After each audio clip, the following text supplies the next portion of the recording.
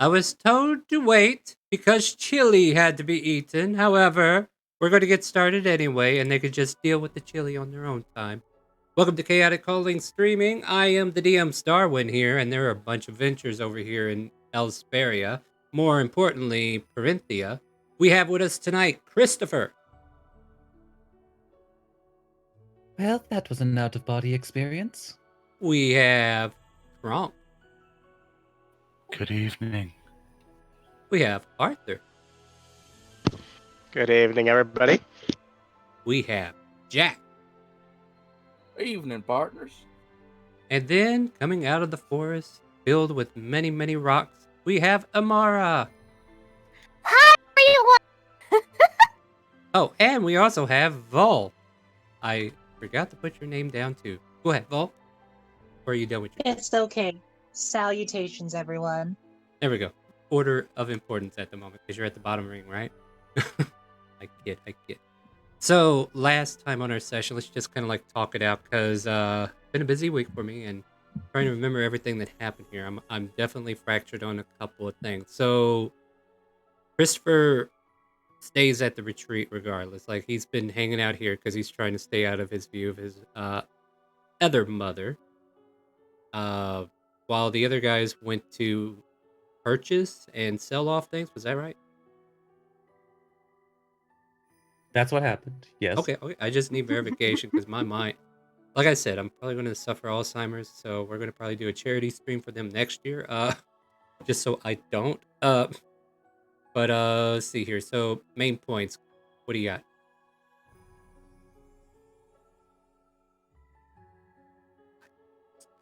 But it's like, well, they sold off some bars of gold, heavy bars of gold. Right. Yeah, from the and bounty. also some gems. Yeah. Okay, you're helping me erase my memory. That's good. Not erase, but erase.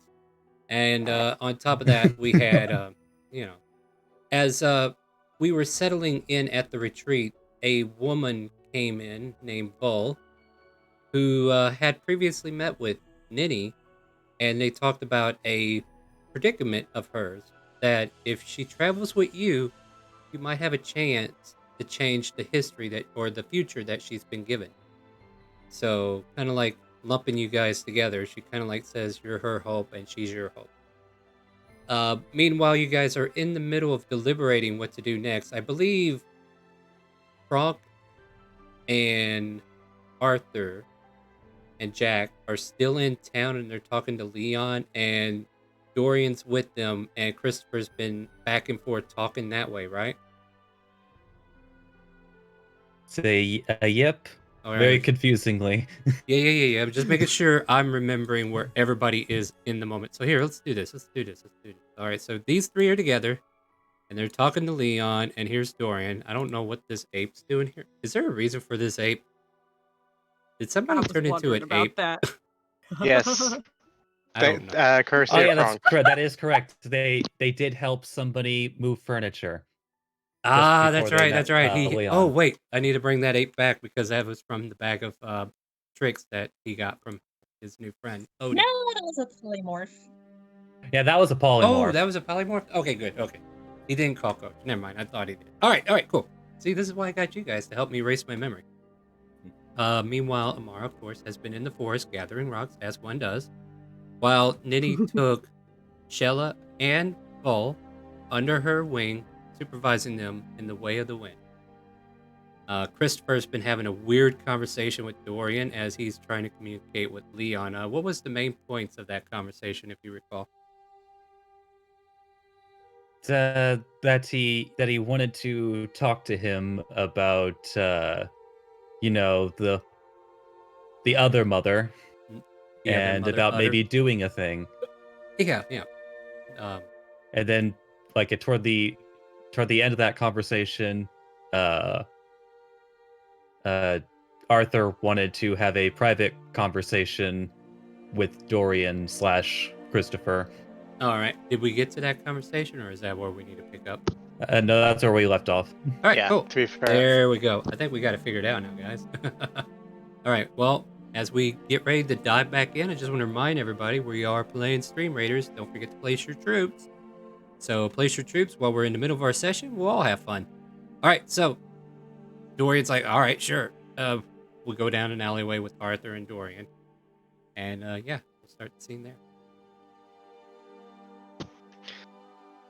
Just kind of mulling about real quick, make sure nobody's watching. Make a perception check. Let's find out.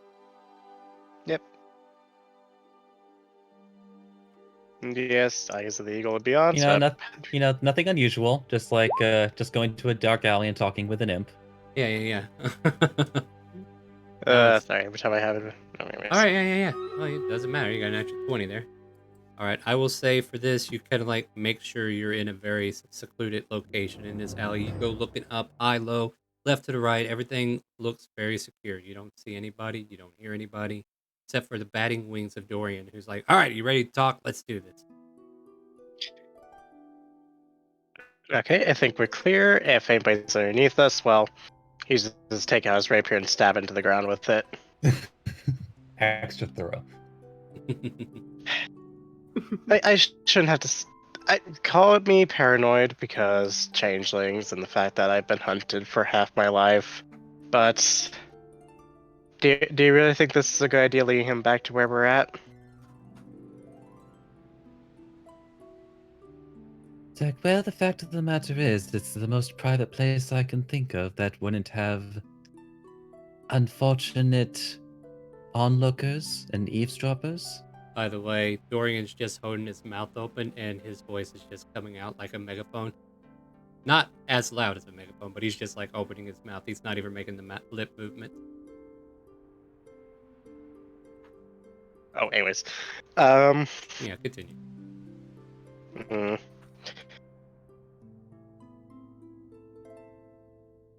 The most I can draw for certain is that he is not on her side, and frankly, I need allies of that sort. I'll follow your lead on this one. Just know that I will probably be horrifically paranoid in this part. Well, that's not exactly anything new. Fair point.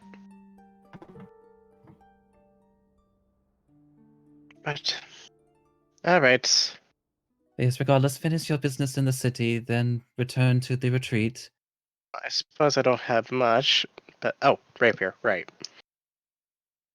Suppose I still need to saw this off, but I'll keep it around for some unfortunate reason one breaks. Can magical weapons break? I actually don't know. I just assumed they could though, so I'm gonna keep this on hand. Hey, we won, guys. All right, I mean- so... I think there is a weapon you've still been meaning to sell. I don't think I'm going to at this point though. Maybe not right now though. Anyways, yeah, I'm gonna go back and take Dorian with me. As you and Dorian return, Leon goes, ah, there you are. And he kind of like looks behind him. And we see a red-skinned tiefling, long black hair, dual horns coming off the backside, approach the group. Everybody, allow me to introduce to you my fiance. Or wait, haven't I introduced you? Well, I probably haven't introduced him to you, but yeah, this is Pyra. Pyra, these fine people are in cahoots or know a way to get to that woman that we need to talk to. Oh, lovely. Hello again, Pyra. She stares at the imp. Hey. What? Why is his mouth open so wide like that? Why doesn't he close it? She like puts a finger under Dorian's chin and lifts it up. Oh, thanks. That was locked in place there for a moment. Thanks a lot, lady. I appreciate it. Yo.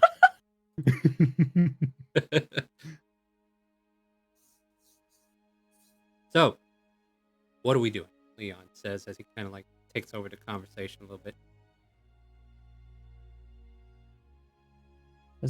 As discussed, you'll be returning with Arthur, Crunk, and Jack Oh, to meet with me to discuss this much further and a bit more privately. There is a +1, as you are very well aware, but I'm pretty sure you don't mind. I hope. I hope you don't.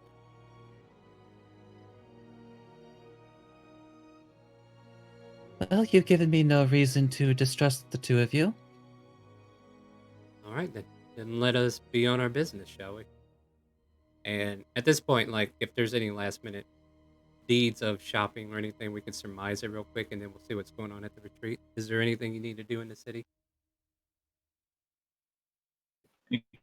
Kronk says good deed for the day. He says what? Kronk has done his good deed for the day. Ah, okay, that's right. He did indeed. Yeah, your good deed's done. And with that, the heavy bed that nobody could carry out of that room but you as an ape is secured in another location. So, kudos. That's your Zan good deed for the rest of the year. No kidding. Zan Zero, thank you for the sub. All right, moving on. So, yeah, is there any more city shenanigans we need to get out of the way before we switch scene? I can't think of anything. So, All right, fair enough. So yeah, as you get done with your conversation, we see Nini addressing both Shella and Vol in like what looks like Tai Chi movements to us. Like they're definitely learning to manipulate the air, doing some motions with their arms, and just trying to get in tune. And you know, like you can feel a breeze, Christopher, as you're like finishing up your conversation and regaining your senses. They're definitely like an air just surrounding you off and on from whenever they're making their movements. Meanwhile, Amara, you may come back at any time you want.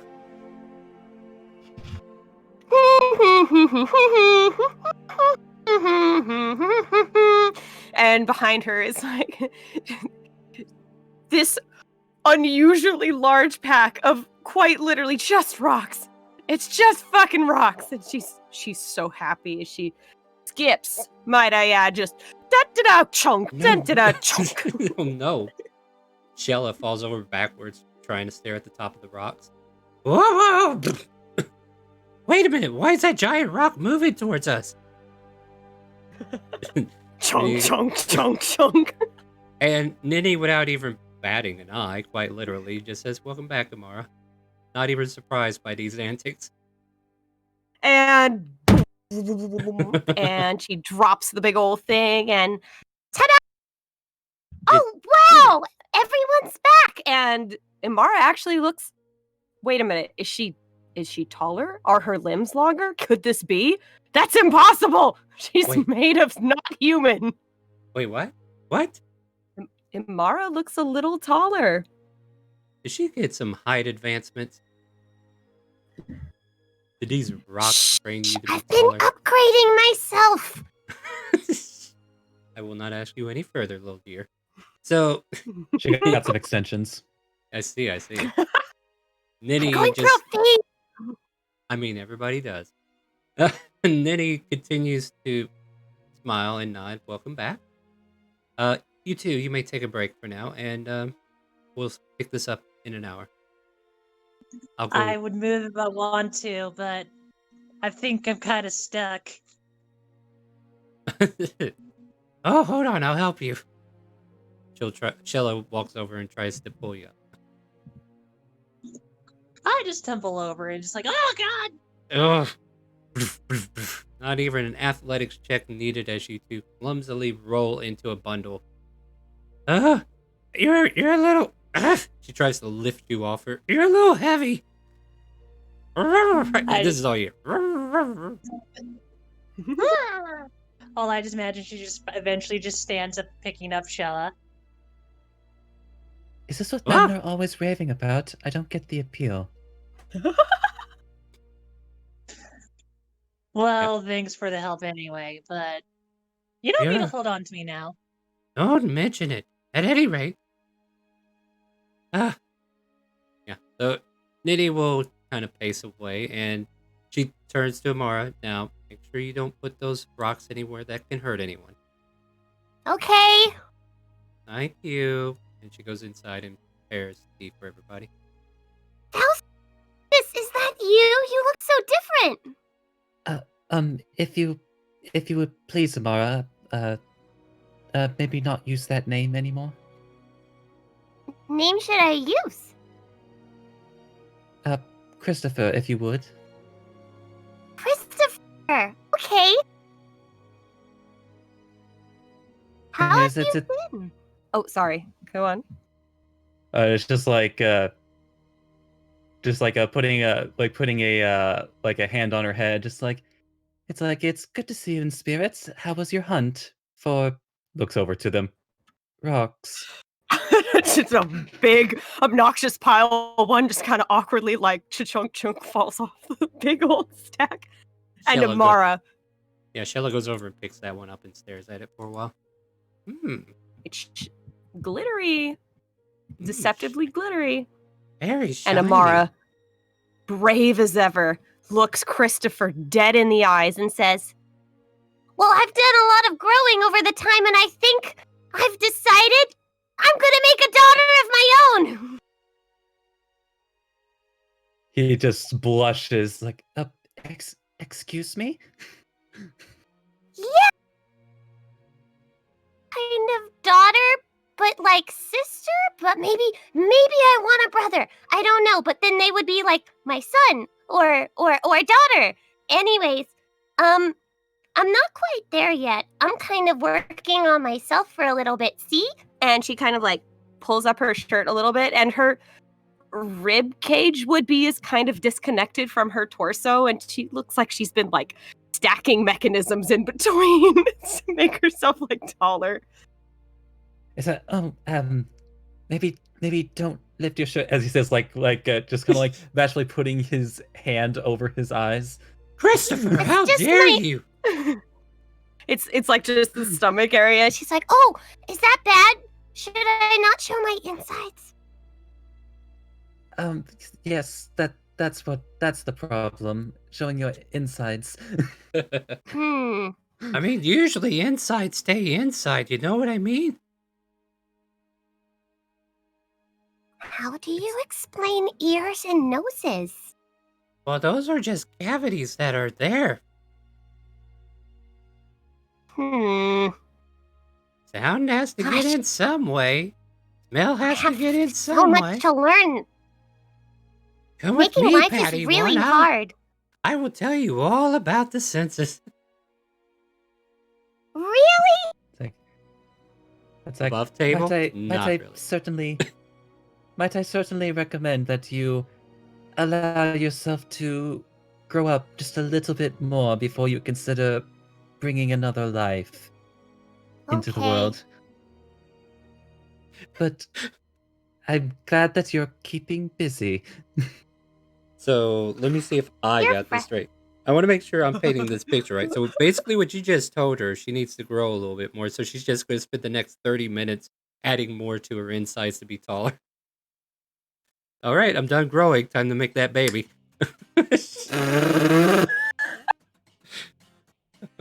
All right. And yeah. and I'm- so She goes, "Okay. Come on, Dasher, Dancer, Prancer." and like 12 fucking like reindeer, like these chubby boulder like 5-pound reindeers just kind of like come trudging behind her as like quote life unquote she needs to stop making. There's a whole fucking herd of them. Somebody's learned animated objects.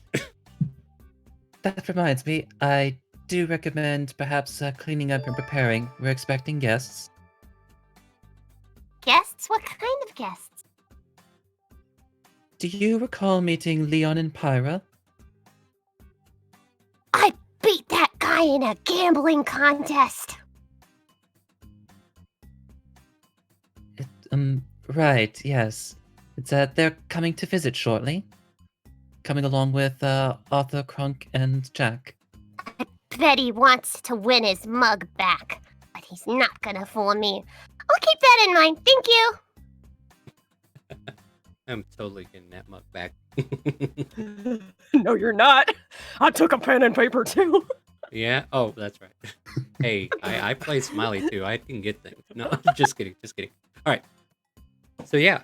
So this happy little reunion happens, and I don't know. You can finish your conversation. Otherwise, I'll try to let the other team get here, and then we can have everybody group up.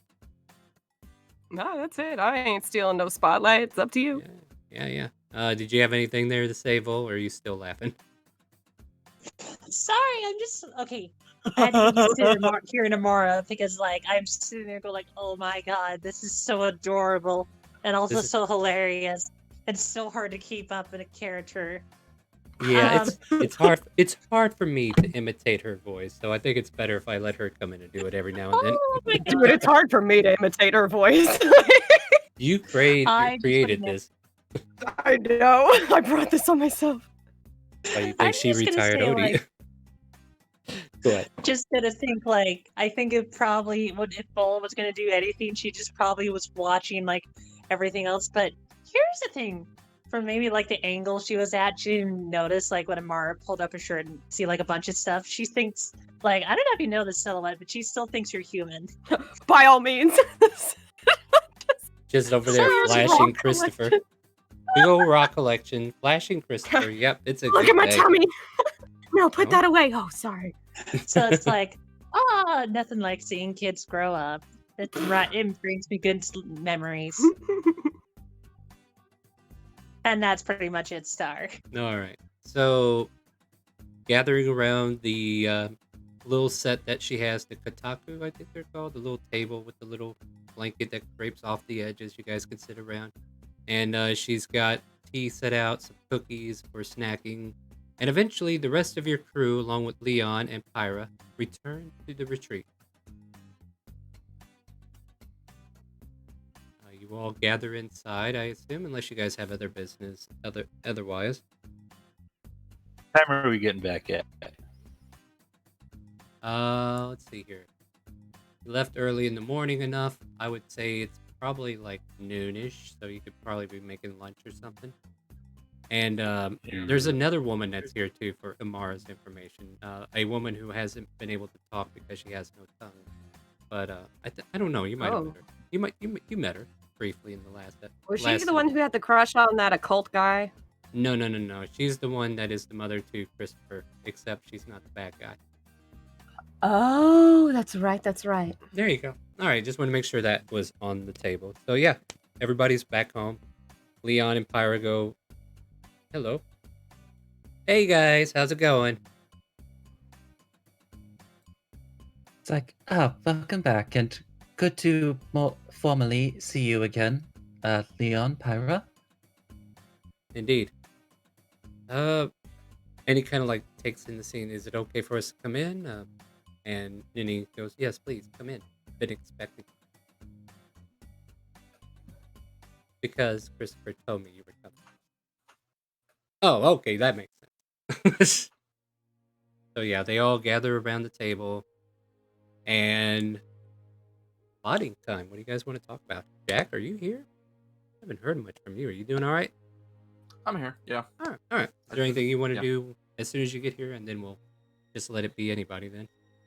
No, he's just gonna be looking at Amara and just seeing all the little reindeer, if she's around, and just thinking, you know, if Odie had met her, she probably wouldn't want to take her as a daughter. Kind of glad she's not here. I don't need that right now. If you say that out loud, even if you didn't say that out loud, then he goes, I saw her first. Fight over custody, you guys. She kind of smiles though, but you know, it's almost like she did hear your conversation, even if it was an inner monologue. And she's like, just so you know, I saw her first. And then you're like, wait, how did you see her? Or at least I am. All right. So Amara, with just the same boldness as she always do, pulls out a mug and sips her little drink from it and stares right at Leon. She goes, well. But then she's like, hi, because she can't really keep sarcasm up very long. Yeah. Well, indeed, and if isn't the gambler of all gamblers here in the flesh once more. See, you still got the mug. And your pen has made for excellent notes. Well, I'm glad to see it's been put to good use. I take it Like- you're done with them by chance? Well, I use the paper. And she like hands it to him, and it's covered in notes. Actually, really detailed notes about how to create like rune machinations. I'm not sure if you want this back. I'll make an intelligence check because he might have some knowledge. We'll see what he's got. We'll do an investigation on it. Kind of like stares at it. He's like, huh. Might have seen some information like this once before. Well, looks like you, I'm trying to think if Leon knows exactly that she's an artificer or not. I don't think he does. Well, if that wasn't apparent, then the 12 reindeer with dumb names carved on the side of them, like Spencer, Dasher, Puffkins, and right, Bubble all right. Face, Hold on, just Hold on. kind of I start got this, hacking I got around. this. So he puts 2 fingers to his head and he points at you. He's go, hold on, wait. I got this. I know what you are now. You are a wizard. Oh, so close. Can You you are. read minds? She like whispers to someone.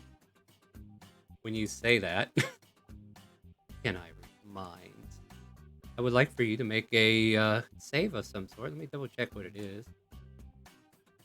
Can I read minds? She asked. All right. I mean, you have an intelligence higher than 3, so this should work. I do. Very All high. right. Yeah. So what is this? A wisdom saving throw, I believe. Where did it? Wow, this That's spell. it. Yeah. Okay. I You figured can it read was. surface thoughts unless you want to go deeper, but here's the save. Or wait, no, that's a check. This is a save. There you go. Okay, that's That's perfect. more like it. So let's go with. I think I can already imagine your surface thoughts, but just in case the audience doesn't know, explain to your surface thoughts.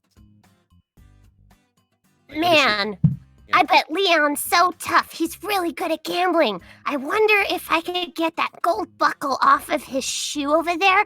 That way I can make a really neat satchel with it, and then I'll hide it on his person. And he'll never know it was me. Kind of goes, just so you know, I know you're thinking about a golden buckle on my shoe. How did you know? I can read minds. And she like looks at Ninny super wide-eyed, like, oh my god. Ninny's giving you the rock stare, you know, like how Rock puts one eyebrow up in the air. Like, Yeah. really? She's shocked. She's like, She you thought know, Ninny was the only one. it's a common trait amongst certain people. I'm not the only one. But his requires spell slots. Mine does not. You got me there, ma'am. Wait, you can read thoughts too. I think you're here for a reason. Isn't that right, Leon? Pyra? And they both kind of like sit down. Yeah, I guess we should definitely get into the talk. You told me to call you Christopher now, is that right? So, if you would. Fair enough. I totally understand the meaning of having a certain name. So, is this room secure, or can we be scryed on, or like what's the situation?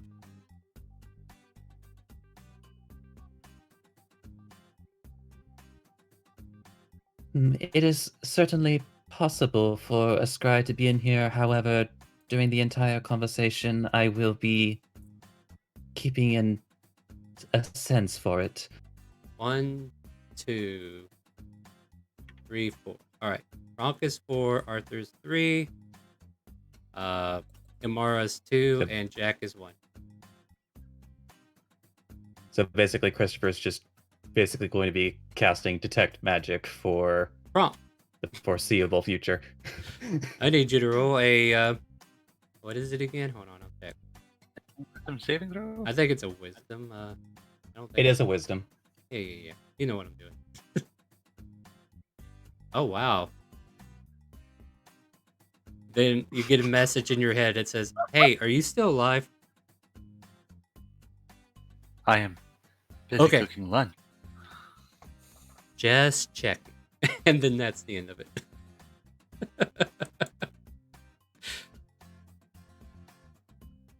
They must have secret Christopher. barriers. Christopher, your mom was in my head again. Your mom Amara looks just at you. like side glances Christopher like, there's another one. Your actual mom looks at you like, I ain't in your head. Could be if you use a message, though.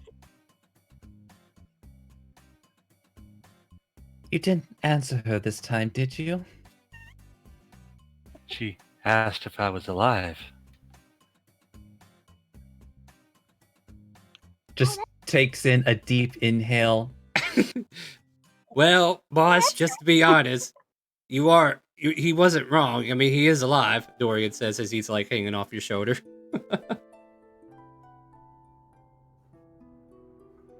At the very least, you didn't give any other details this time. I did not tell her what I was making for lunch. I love this bunch so much. At that comment, he just like turns back over to Leon. You may continue. Yeah, as I was saying, I was just checking to make sure we're not being scryed upon, but I guess that verifies that detail. Pyra? No, I don't sense any other magic here besides what these guys are carrying on them. I think we're fine. Alright, fair enough. I did not go to meet her, but I did go spying on her. Amazing what you can do with invisibility. Did some reconnaissance, and yeah, she's got a very important amulet locked away, and I need to get it. Unfortunately, I am not a jack of all trades like some would believe. You know, it seems like I need someone of a roguish nature to pull off a heist for me. But I hear you had problems with this woman, and maybe we can work together to get what we both want. If that's something you're interested in, I'd love to hear your side of the story.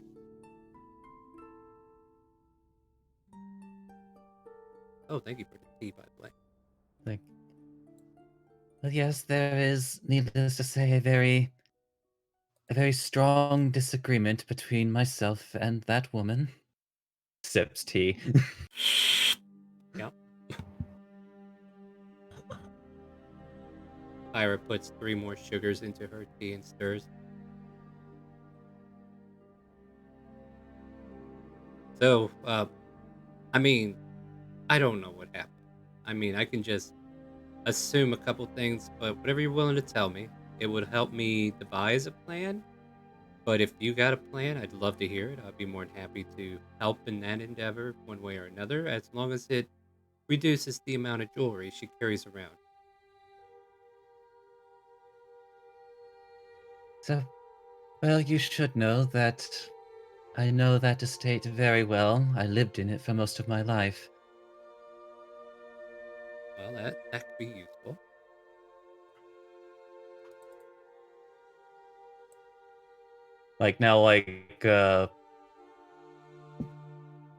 Now, do you have any ideas of where this particular amulet would have been stored, or is that still I mean, hidden I knowledge to you?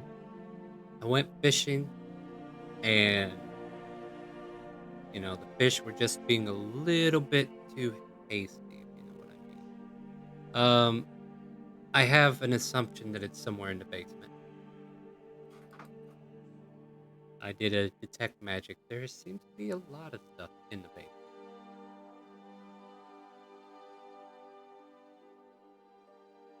Does the basement have a door that you can enter through, or can you only enter through the front door? Well, I Did did you go not. through the hidden room? Well, there you go. See, that's the problem. I don't know where the hidden room is. You seem to know where it's at.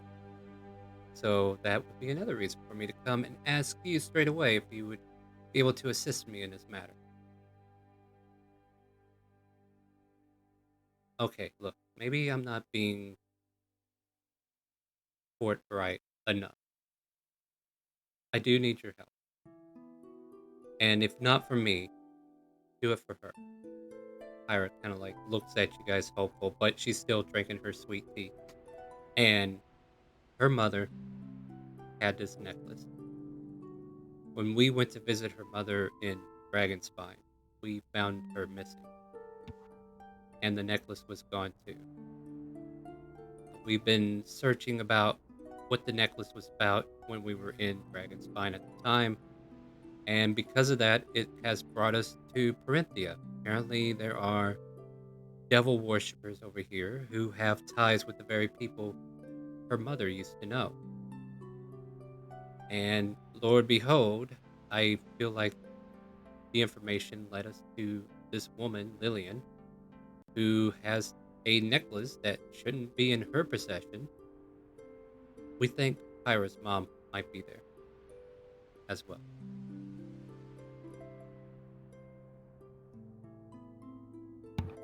Or at least she would know Yeah, where to find her. Yeah, and Leon's just trying to fill the empty air, just like I do.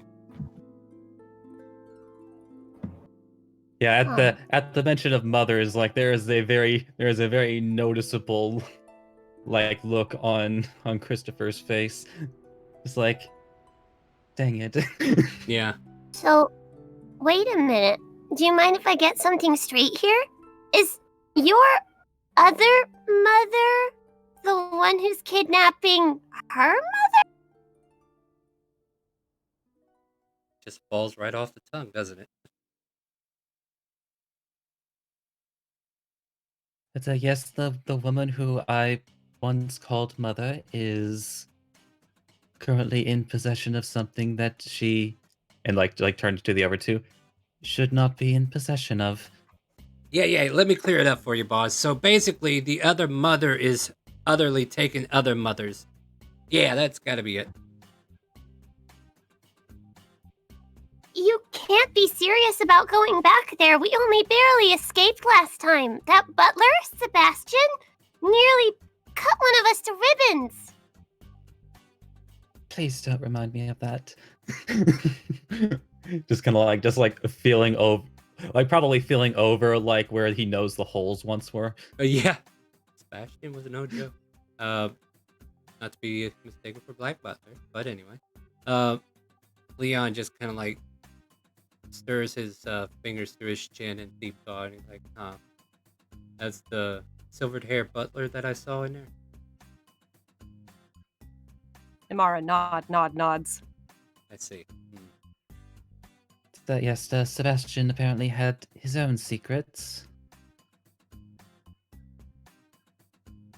I might, and I say might, because I don't know how resilient he is to magic, but I might be able to disable him, at least for a short while. As long as I'm not in the middle of the fight, I can concentrate on that trick for an hour. And you're sure you want to go in through this hidden door? Christopher? So, well, if Mother was going to hide anything, it would certainly be in that particular room. It's where we'd had our activities.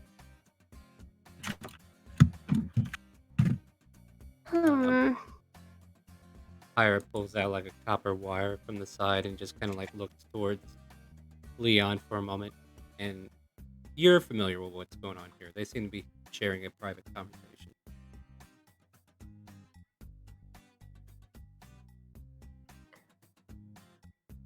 Well... Yeah, but there is the point of even getting to that area to begin with. After all, it is within the estate itself.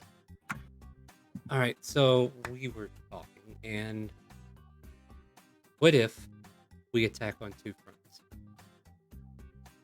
Draw out the dangerous butler, what have you. Me and Pyra could try to take him on. And if you guys can sneak in and find what we need and maybe take care of your own business if necessary. I mean, this is me spitballing. You're welcome to change this plan however you want.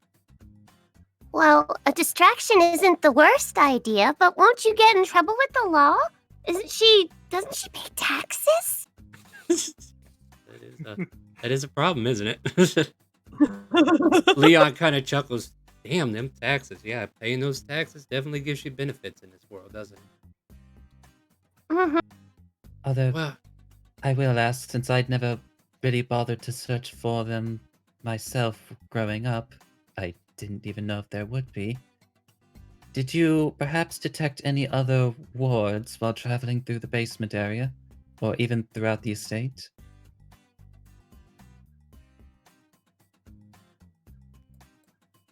I'm not even sure what I'm detecting, but there's definitely other magics around that basement. And just by looking at the wards around the actual door that could be seen, I knew touching that door would probably end me. It's some kind of necromantic energy infused in the door handle, and it seems like it needs a command word to deactivate it. Well, couldn't that be the answer? Necromantic magic is not favorably looked upon in high society, isn't it? Can't we just expose her to the paparazzi and then get her out of the house because she wants to save her image, and then blah, we go inside, boom, go into the basement, take the amulet, save the mom, and then we leave. Yeah, that would work, but you know what, hon? The thing is, she does more than pay taxes, from what I understand. She owns the police, as it were. Oh. That'd be a good business to be in. I mean, yeah, that's definitely a good business. Don't get me wrong. There's always going to be troublemakers. I can attest to that.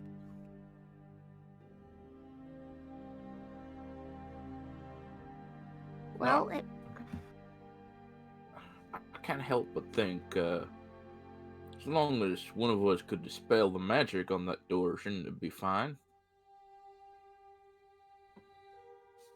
Although DM, I will ask above, would Christopher already know that command word to open the door?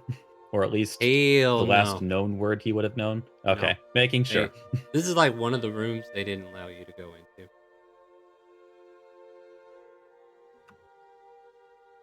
Get the mops in there. It was mommy's secret chamber, you know what I mean? Oh, don't go in there.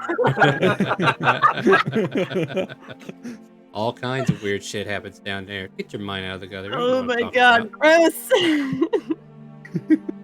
I mean, have you seen this woman's token, though? I mean, she is pretty hot. Yeah. Buddy, whatever you're into, whatever floats your boat. I mean, whatever floats her boat. I'm just playing the character. Why are you mad at me? That's fair. Hey, no kink shaming here. What No, are you talking about? I was If talking about only that cultist wasn't- stuff, not sex. What are you talking about? What are you talking about? I was talking about Cultist stuff, right? mechanisms. Ah, yeah, that's right. That's what we call it. Go ahead, Jack. Yeah. Sorry, Jack. Go ahead. If only there was an idea he had concerning her. Well, I mean, we could just dispel the magic if it's on the door, right? And the two-front attack thing sounds good. And I hate that I thought of this, but what if we had someone keep an eye on her? Because, I mean, my first visit to her was the last dinner we had. I thought it was just going to be a dinner, then all that went to hell. Do you I have a didn't different even idea attack of her. a distraction then? Well, you can do the same thing you're gonna do, lead the butler out. But maybe before that, well, she should know by now I'm a bounty hunter. I hunt bounties. Doesn't matter who they are, what they've done. If they got a bounty on their head, I'm liable to go after them. I could tell her that I joined y'all up for a job. Job got done, and considering I almost died on that job, I'm liable to not want to work with you again, so I could offer my services. I could tell her that she wants all y'all so bad, yet there's not a single bounty on any of your heads. I could offer my services, but we gotta work out a deal, me and her. After all, her little police and guards so far haven't been able to catch you. But I've been working with you, so I know how you operate. I ain't gonna tell her about this place, but I could try to convince her that I have a better chance than anyone else. Wow, that's a pretty good plan. It's a really stupid idea, yeah. Uh, Ugh. one consideration that I'm afraid you would need to keep in mind is that through whatever her means, she always seemed to know what I was thinking. Well, yeah, because you're weak. Always. Yeah, because you're weak. You're weak. Oh, Oh, snap! Damn! You know what? He's gonna turn over to Leon, and it's just like, Leon, would you mind telling me what Jack is thinking right now? hold on 1 second. I'll turn my attention since the detect thought is still up. He switches target over to Jack. What's your service thoughts at the moment, buddy? Other than what you already said. I was like, this arrow magnet really think I can't do this? Mhm. And then make a wisdom saving throw All right. for the No, audience. that- Please fail. That's a 4. Oh Alright. God, yes. So I'm ready. I he wanna hear this. delves. So yeah, this might be a way to get some of your lore out. So he delves even deeper to find out what secrets you're hiding under this exterior of yours. So as far as like your deeper thoughts, what drives you? What motivates you to do what you're doing right now? Drives Jack is keeping safe away from Brutus and Kennen, knowing that abandoned them pretty much. Brutus can think the long term, and I just gotta keep my distance. All right, and Goodness. something that looms large in your mind, like what you love, what you hate. Well, Odie is on his mind. He loves Odie, of course. He wants to actually go back to Shandora and meet with Professor. Hold on, let me find his name. Professor Smithison, and try Love to see if he can talk back to his old mentor, the first one. But he hates that he has to keep running, and he feels like even though he's doing all these jobs, that he's avoiding his past and avoiding dealing with Brutus and Kennen, and even abandoning his old professor. So Leon kind of like shifts towards you, and you know he's probing you, and he goes, "Wait a minute, you're from Shandora, or you been there?"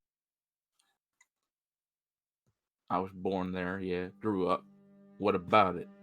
What a coinkydink. We're from Shandora. We started living there about a half a year ago after leaving a cult. Isn't that ironic? But no, we're adventurers, more or less. Worked with a guild known as Smash and Grab. Might have heard of them. I don't know. Maybe not. They were kind of new. But yeah. We used to. Well, that's where we're from.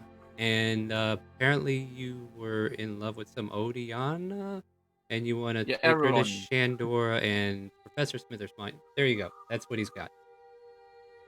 Okay, well, everyone already knows about Odie, so I didn't know about Odie. I'm sure she's Yeah, a it's great. lovely young lass. Kind of I small. didn't She know would- about Odie either. Leon, let me just give you a warning. I'm all about If you ever, if you think you can try to probe in my mind again, I'll make sure to let Odie know the next time I see her, and she's gonna crush your head like a grape. Pyra Ah, leans. that no, you're no. the- Pyra leans over What a- Leon's that's shoulder and wonderful. Pyra leans over Leon's shoulder and she goes, "I'd like to see her try." She may be a No. no, but I promise you, she can. After all, Christopher, I think you saw that happen, didn't you? I gotta roll a wisdom save, otherwise I think she's gonna flip the fuck out right now. Yeah. Hold on. Jack will also be having his hand on the wand, kind of like if it was a gun, he's ready to whip it out.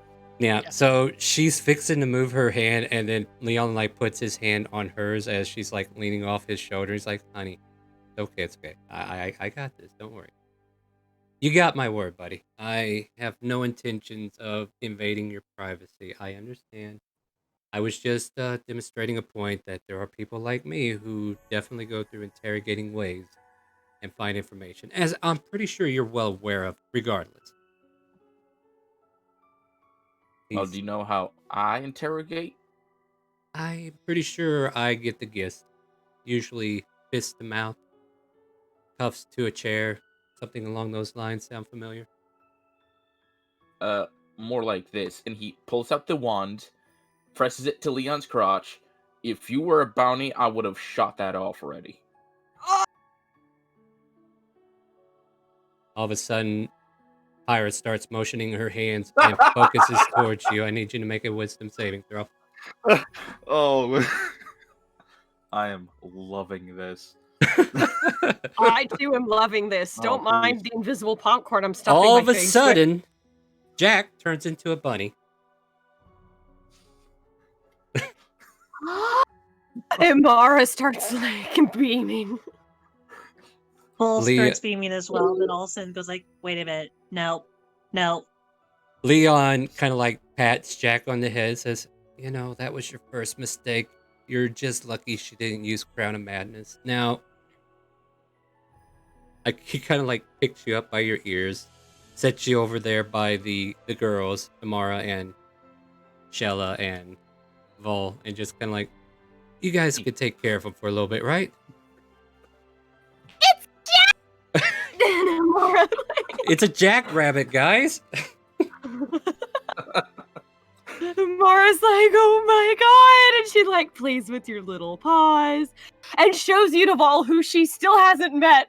Like, look! She is like confused and not knowing what to do, but she can't help it but see how adorable he just became with his like black spots and goes like, a little pet won't hurt, will it? No. I'm, oh, No, by well, all means, instead of yeah. petting it. Just don't hurt him. Don't need to hurt him. He's a fragile thing right now. Let's let him get used to that form, and hopefully Pyra will calm down and let him go early. Honey, you really shouldn't, but he was definitely threatening you, and I was in the right. When you're right, you're right. He was definitely pointing that in a very specific place, and I think we're still looking to have children, right? That's right. Oh my god. So, Christopher just looks over to Bunny Jack and she's like, well, I do believe that mine and another person's point has been well proven. Frog, what are you up to by chance? And then I'll move to Arthur, and then we'll get back to this table. Gronk's just enjoying the conversation. Yeah. And Arthur, I know you've been quiet for a while now. What's on your mind? Yeah. Oh, that kind of resolved itself. By the way, he's still gonna get his shield out, equip it, grab his rapier, put on some gloves or put on some things that way he doesn't cut himself, and then hold it by the blade. So in the event he has to whack somebody with it. Actually, no, that's a terrible idea. He'll just hold it so that way the blade's against his arm. I mean, rapiers are only pointy, you know? Yeah. Someone could be sharper too, but eh. Yeah, that's Either way, he's ready to just kind of insert himself in between whatever mess is about to come up. I apologize for this rudeness.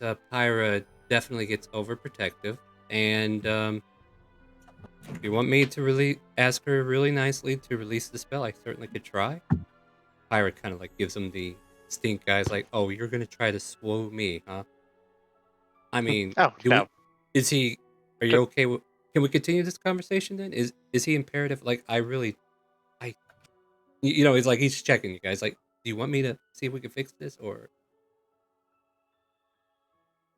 Christopher, what's your opinion on this? Because I don't think he's too terribly important right now. So, This will well, definitely we teach did him. all promise to be a little nicer to each other.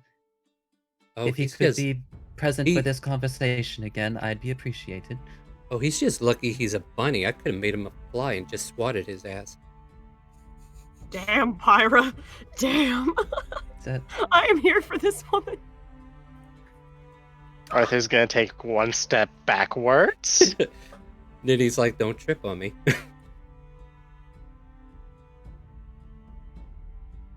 It's like, so long as we're going to behave. Looks over to Bunny Jack. Who's Yeah. currently being operated like an action figure by Amara. Bah, bah, bah, bah, bah.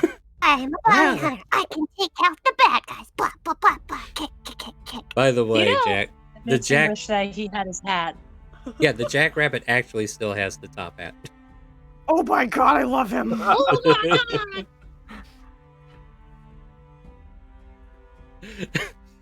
Looks like I win another round of D&D. No, I'm on fire this week. So yeah, Oh, Jack. little bunny. Let's let Jack play out his fantasy as a rabbit. What are you doing? Like, you could definitely try to do stuff as a rabbit. He's definitely wriggling his nose, and he's making little bunny chip noises. Mm-hmm. While he's stuck in in Mara's hands, he's kind of helpless. Mm-hmm. But if let free, he will more or less kind of stay near them. He will do that bunny flop thing, where they flop onto their sides when they're comfortable, and he does that with Amara and also Vol. seems- Oh my god. Seems like he's a natural. Pyra just snides as she just leans on Leon lovingly. Leon, with this heavy, loving burden that he has to put up with, just kind of like, well, you let me know when he's ready to change back. I'll be more than happy to convince her that it's a good idea to return him to the conversation. Oh, wow, look at this. You could play with his feet. Look. Shella starts scratching towards your rear leg. I hear rabbit's feet are very lucky. That leg starts kicking like Thumper in Bambi. Yeah, yeah. Thank you for painting this picture. This is lovely. Kronk, I only known you for about, looks at imaginary watch, about 17 hours ago. But do you have a carrot? Luck would have it. Yes, it Oh would. my god. I do have a few. Would you like one? Please, I want to give one to the little girl, and can I also have one? Here are some carrots. They were fresh from the ground yesterday. Hands off the carrot to Margot, like, be gentle with him on that.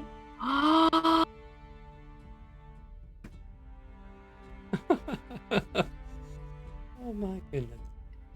Yeah, Leon just kind of like leans on the table watching this happen. Oh, look, Leon, they're so happy that he's a bunny. As we were saying, Christopher, would it be better that you and I just talk? It seems like there are distractions at this table.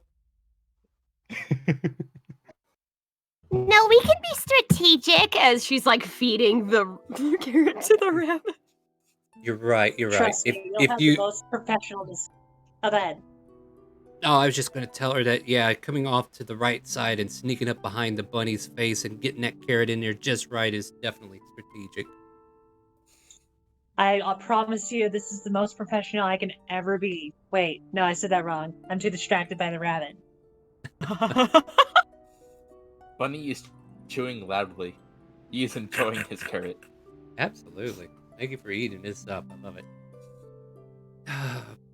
All right, so are we killing your mom or anything? Like, is that a thing or what? Leon just blatantly asks you at this point. It's like, well, we need to consider three different. Problems potential, as like he's probably just gonna like use some table stuff as kind of like grabs like two identical glasses. Right. Oh, First by the problem. way, what happened to him is what we can do to Sebastian. if he's susceptible. That part I'm not sure of, as he kind of like gestures to the two glasses. Continue. Technically, there are two of them. Well, then, Pyra says, there's two of us as well. The Go ahead. second problem. Oh, let Kronk. Oh, sorry, go ahead. Yeah, I heard Kronk. Go ahead. If we turn him to a bunny, he might run away. And rabbits are very quick. True. I should definitely turn him into a turtle instead. Not to be mistaken for you, kind sir. My cousins are very good people. I would imagine so. Pyra kind of like says. But when I say turtle, I mean the small ones, like the box turtles that people keep for pets. My cousins call that slavery. I don't plan to put him through slavery, nor keep him as a pet. He is just going to stay out of our hair while we take care of other business. But you do not have hair. Exactly. She just smiles at you, sips her sweet tea. You were saying, Christopher, Leon chimed. Yes, at any rate, there being two Sebastians, then another potential hurdle we may have to deal with is the man who I once called father. It's Lucian. Strange. Lucius, excuse me. Yeah, I just never seen anybody else there with her that would fit the description of your father. Or a father. I don't know. Like, I didn't see another guy there but the old man.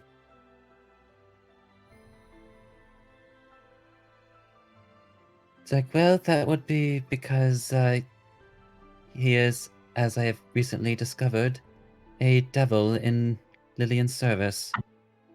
Oh. And Pyra just looks at him. You need to kink shame. How the hell do you think tieflings are born? I mean, yeah, that makes sense, but, you know. Continue. And then there is, of course, Liliana herself, who, as we've also recently discovered, is a very powerful witch. We need to take all three of these factors into consideration if we plan on making an extraction of this. Well, let's see. What can we do, Pyra? Is there anything we can do against a witch? I mean, I have a feeling she'll probably dispel me in a moment's notice. What do you guys have?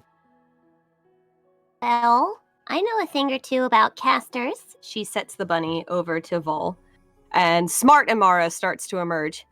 What? Casters traditionally need a few things in order to make their spells: verbal, somatic, and material components.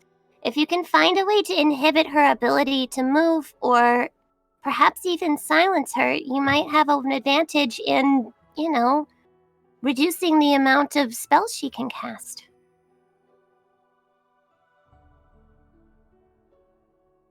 Great. And do any of you have abilities that could lend to this service or not?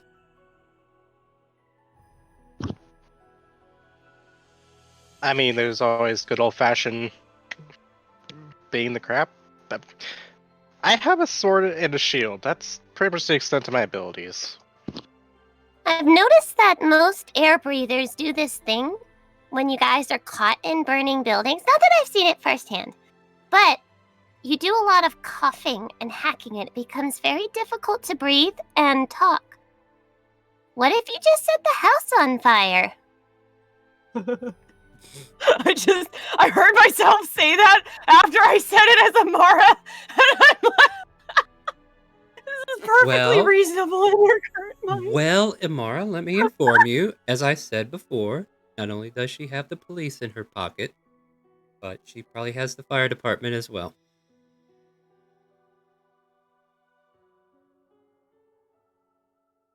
I mean, it's not a bad idea. Yeah, go ahead. What about locking her in a room? I think the problem we have there, little girl, which By the way, what you said was very disturbing, but I don't mind since I have a rabbit on my lap. But Here's it sounds like you just basically want to make it so that she can't cast spells, right? Mm-hmm. Well, I'm not gonna lie, Mara's idea is not too wrong, but basically we can't exactly stop her from casting all spells, but we can definitely stop her from using some of her spells if we're able to stop her from talking or making The noise. verbal component is extremely powerful when casting most spells. Aren't you a smart little girl who calls people air breathers? And I'm kind of curious now. yeah, boss, she's calling Hmm. everybody an air breather. Do I need the air to breathe? That's a good question, right? Here, I'm gonna hold my breath. Krunk's going to totally have a breath holding contest. So the imp starts to turn blue long before Kronk needs to breathe.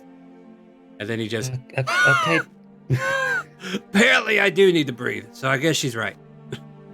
Can we buy anything that would allow us to silence her for a time? Maybe if we get her to play a game of charades. Leon looks at you like, please continue. I want to hear this explanation. This sounds like something I need to know. When you play charades and it is your turn, you're not allowed to speak. Okay, yeah, that's okay. That's sound logic, but I don't think she's gonna play by the rules. Then, do you might have some way to gain contact to gain a silence scroll if you have any? Mm-hmm.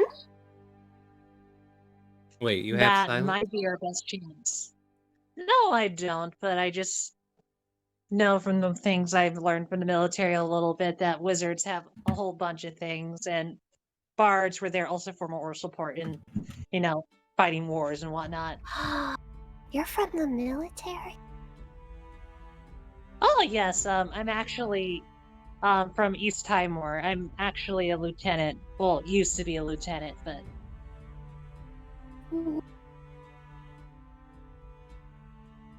All I could do is just blow stuff up, so the fire plan was kind of up my alley. Kelly just kind of like chimes in, listening. If I am not mistaken, artificers can prepare their spell lists like clerics. Correct. Let me see if Amara has a little trick up her sleeve. I believe it would be a 2nd or 3rd level spell. Fair enough. Do you remember the name of this spell? Or Silence. it is a 2nd level spell. Let's see. But can artificers use it? I think they could, couldn't they? No, they cannot, Aw, which is a shame. damn There shame. is the 3rd level spell, Catnap. What is that? I'll go ahead and dash that hope. It needs to be on a willing creature. Yeah. It's basically that's you right. can get a short rest in 10 minutes. That's No, not but bad. that was a brilliant in burst. But yeah, I kind of knew that wasn't going to work either.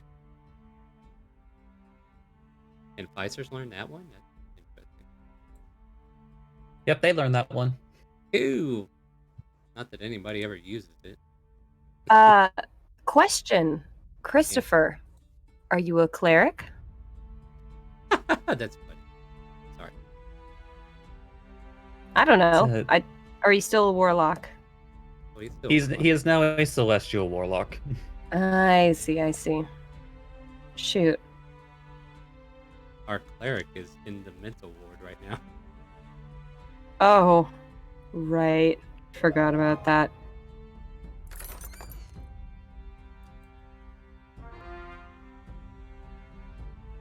But to be fair, we finished his dart, so if it helps, maybe we don't need to use a spell, but it's kind of like combining what Amara said.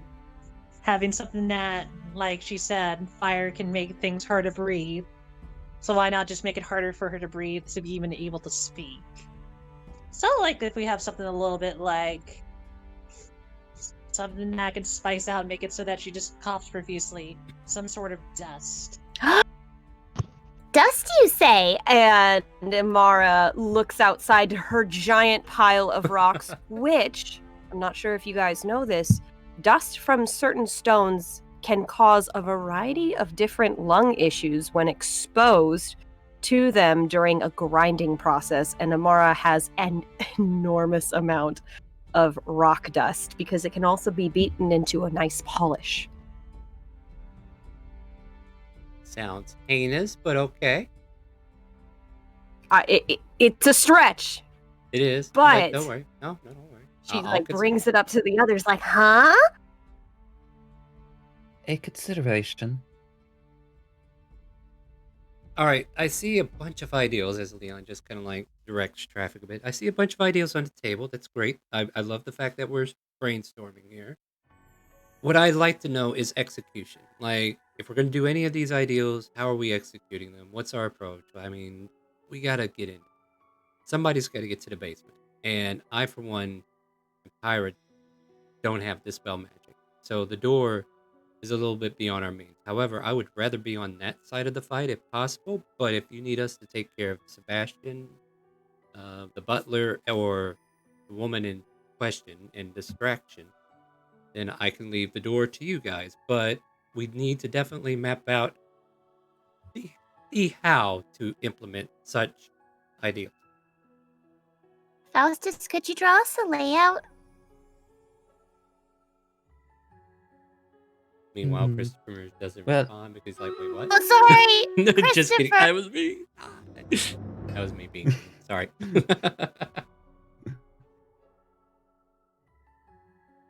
Well, that is initially why I asked you if you detected any wards near the basement. Oh, like I said, that door, but that doesn't necessarily mean there's not more beyond it. If you're looking for the most direct route possible, I have, through experience, dimension doored my way out of the estate. Presuming that she hasn't changed the situation since then, I could dimension door someone directly into, or at least near, the basement. Well, that's true. I probably could have What done about that door, though? Well, the first problem was getting to the door, correct? Getting to the door, it was not the situation. The thing is that I had no element or idea what's beyond the door, so I did not dare to use Dimension Door myself.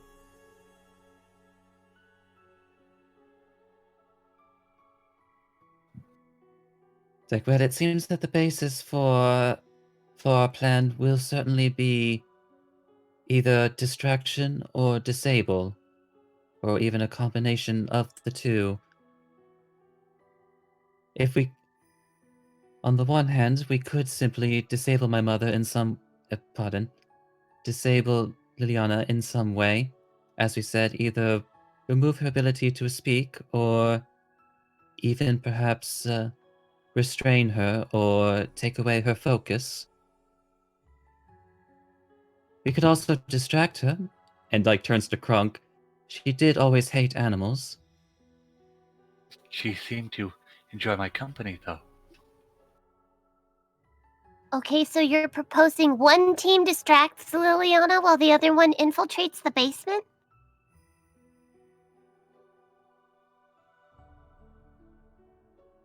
I mean, So, well, there are certain ways to create 2 points of distraction while only being in 2 places, while being in 2 different places.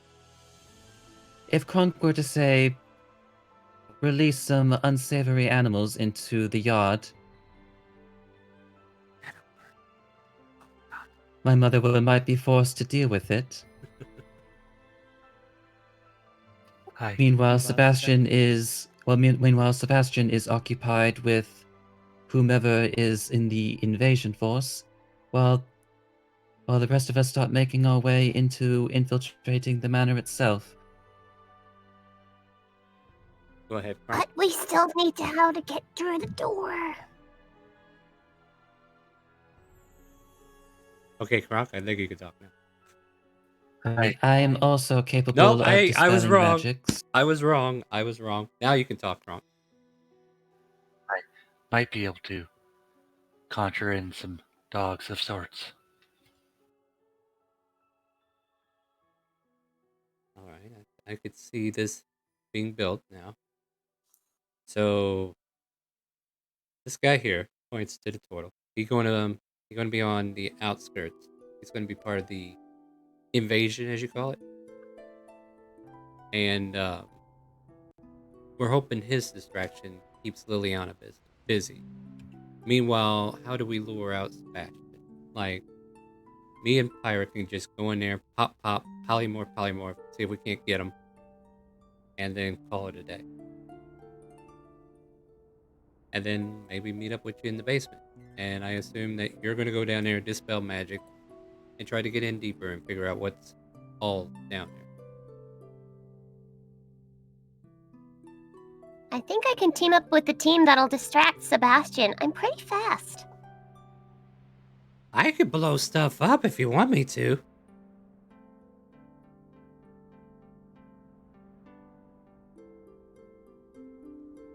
My question is, Second. what kind of fighter is he? Sorry.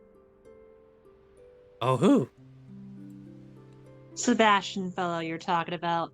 Oh, he seems to be a double fighter.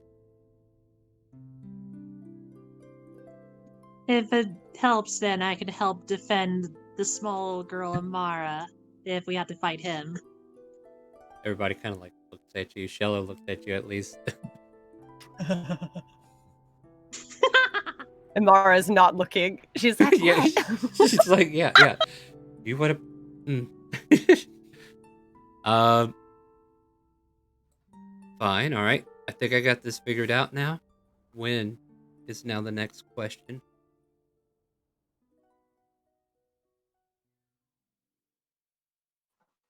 So, it's like, well, that is a question, isn't it? Like, how prepared do you all feel? On our end, well, I mean, I want to get a rest of sorts in before doing anything. So, like, earliest that we'll be ready is tomorrow morning. I mean, been over here playing with spells all day. You know what I mean? The bunny starts squeaking, like trying to get everyone's attention.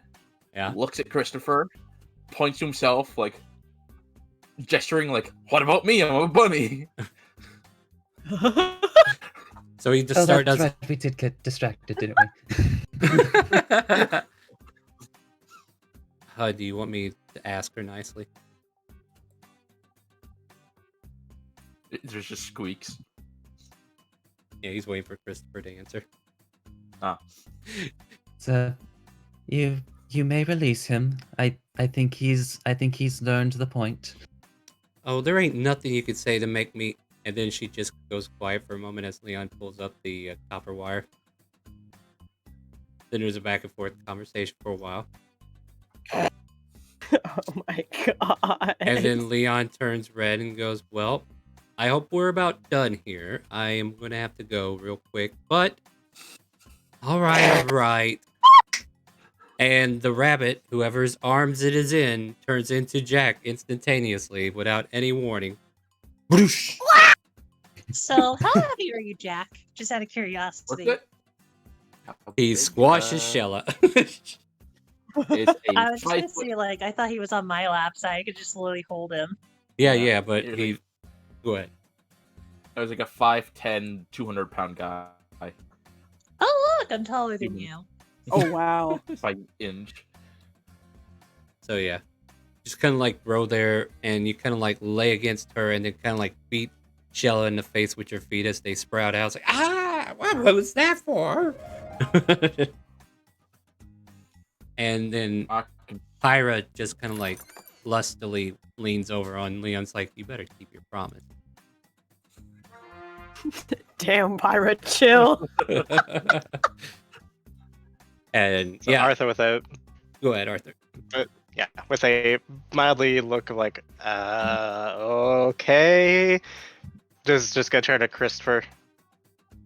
Well, for going through with this idea, I have a few ideas if in the event a dispel magic doesn't work. How do we feel about explosives? I No, love 'em. too much? Okay. I mean, we're gonna burn it down, right? Oh God, his feet still hurt.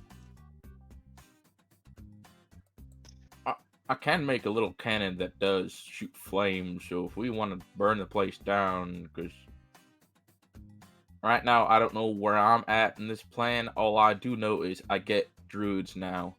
Kind of wish I was one. I want to be a bunny again. Honey, Anyways, Actually, Honey- Jack. that had On nothing. on that note,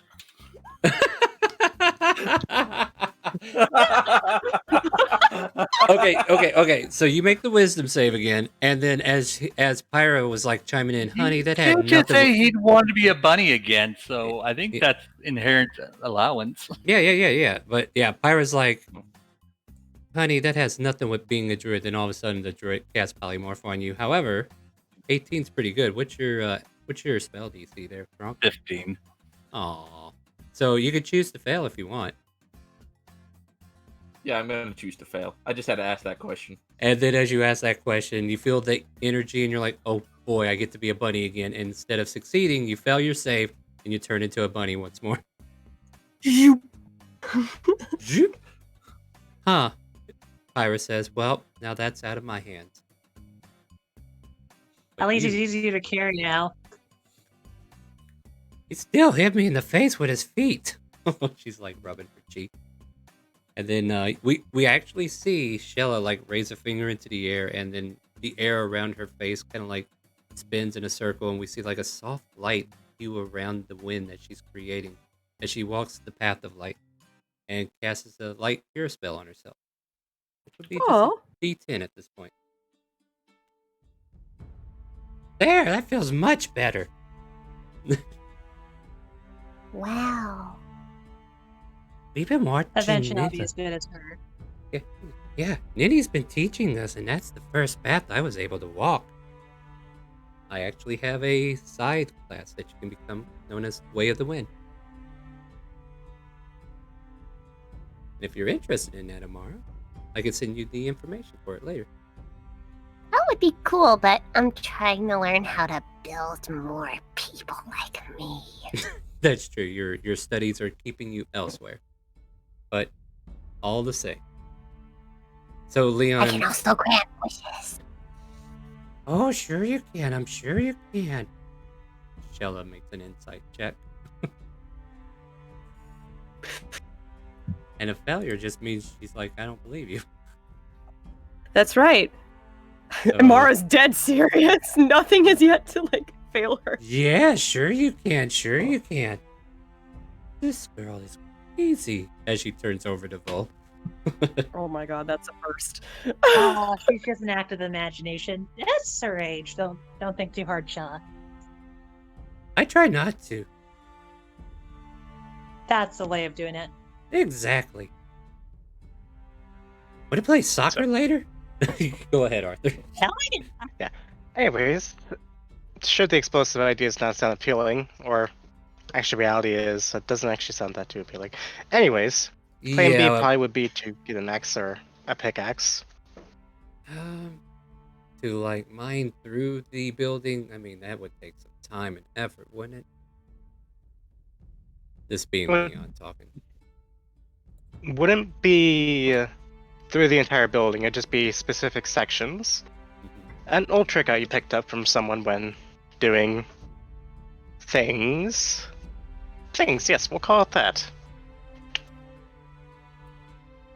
Make a wisdom saving throw as the attention of that spell goes towards you now.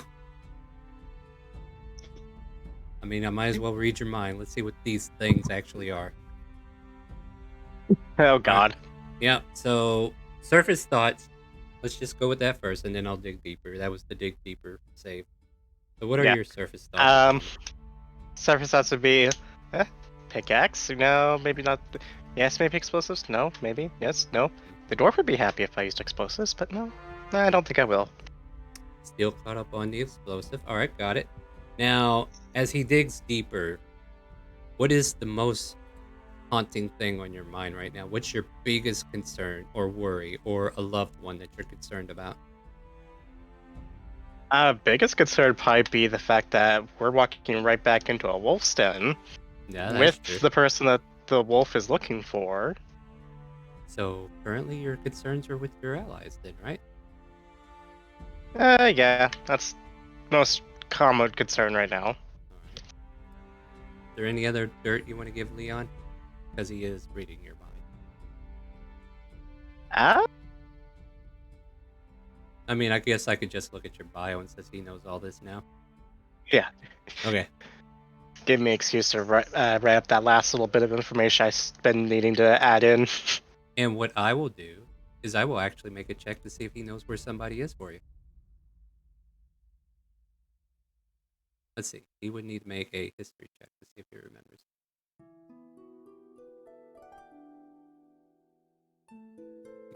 And you know he did this, and he just kind of like focuses his eyes. No offense, I just had the spell lying around. It hasn't gone away yet.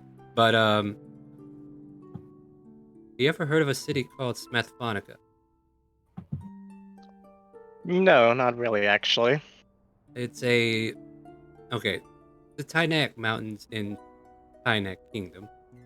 There's a city along one of the ridges of the mountain range, and this city is very well known for dwarves. Now, I don't know, but this imagery that I saw may be there. But I'll leave it at that. It is your business.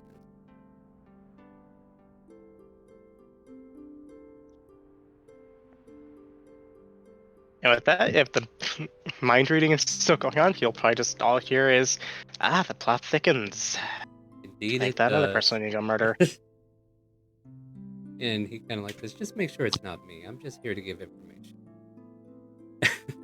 At any rate, my friends. So, and he kind of like pulls that effect away from you, so he's no longer reading you.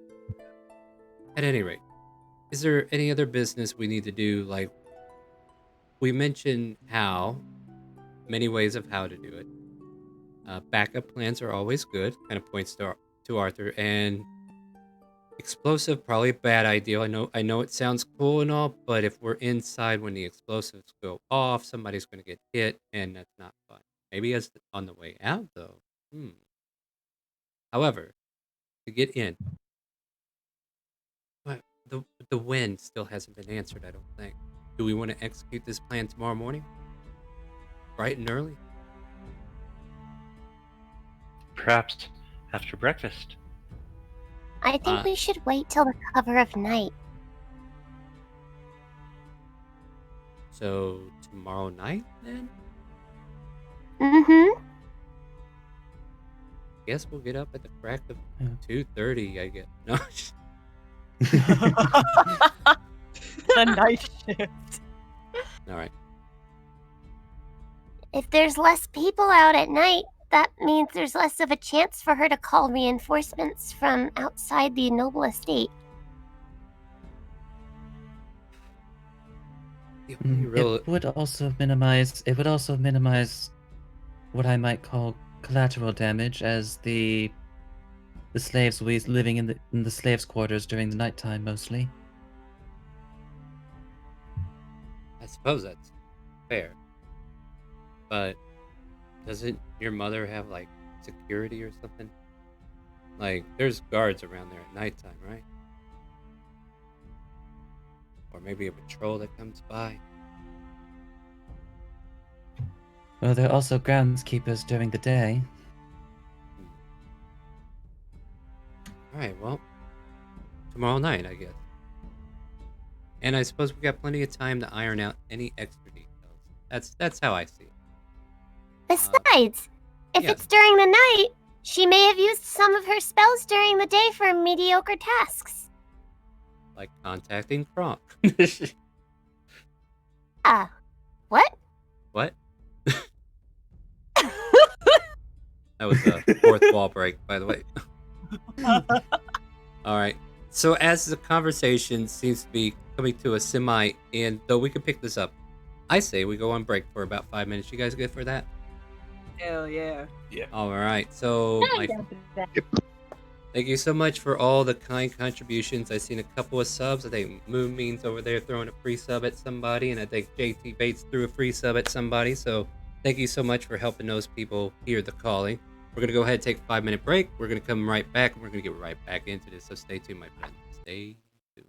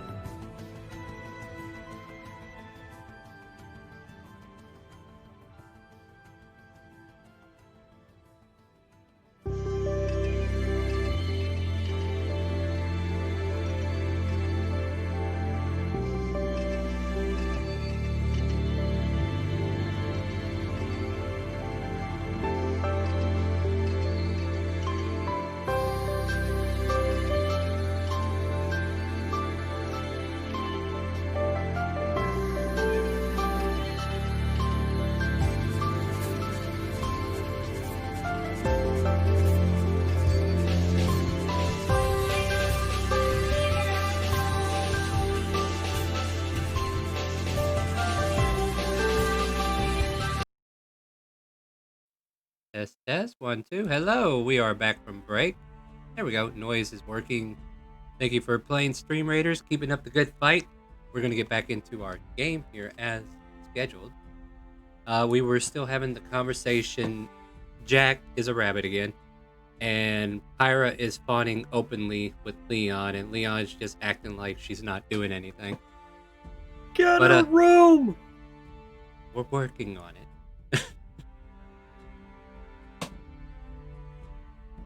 But what are the rest of you doing?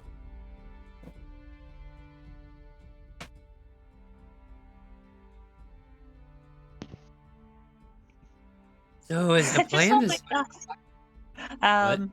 Are we just gonna wait the rest till we get to that night? Is that correct? Well, I've been burning spells all day, as I told you earlier, since done a detect thought and some other stuff earlier. Then I might as well finish my little training with Ninny. Maybe I could throw in a combo before the big fight. All right. So we can consider this a short rest for the benefit of regaining your usages. So you get half your usages back on a short rest. Go ahead and consider you burned all of your usages during the training. Yay! So that should give you at least 1 or 2. One. The last session was 1. When we came back, that was the first one, right? When you started the day, you can use all of your usages. No. I'm just double checking, just because, like, I think it's still the same day. So I think Yeah, I we're just still the same day. got my uses back. So this should be my second session of using them all. Right. Just saying, you only get half of them back on a short rest, and you get them all back on a long rest. Nah, I'm okay with that. Yeah. No problem. But yeah, you'll be able to reuse what you already reacquired through this short rest. And yeah. Anything else going on, guys? Effectively, Arthur, as soon as he can, would want to go out, get a pick, and also some Alchemist Fire for just in case. So you're going back to town? Yep. At least by Alright. myself. Alright. I would say,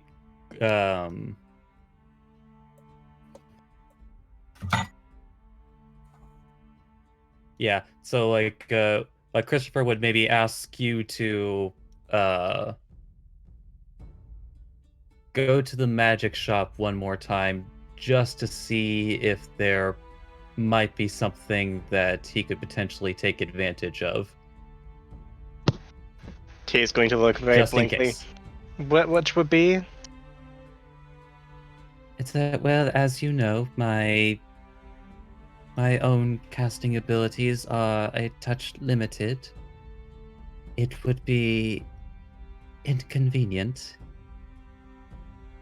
if we were simply stuck behind that door because we were unable to dispel it. So if you could find something to perhaps enhance my capabilities, it's like in that magic shop, I would be most appreciative.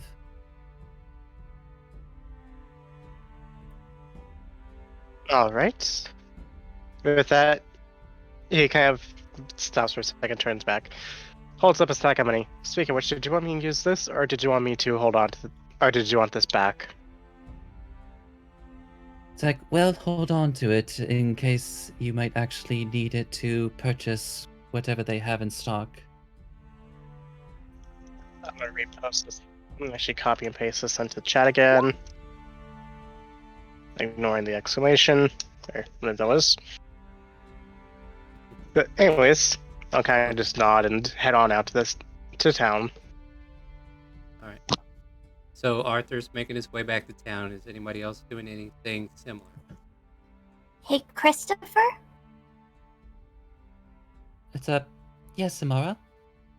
When you get into that basement, you should probably have this on you. I made it special. Here. And Imara, in all of her handiwork, gives you a leather satchel, and it's got like these stones kind of stitched in it, and these 1, 2, 3 places on like the front flap.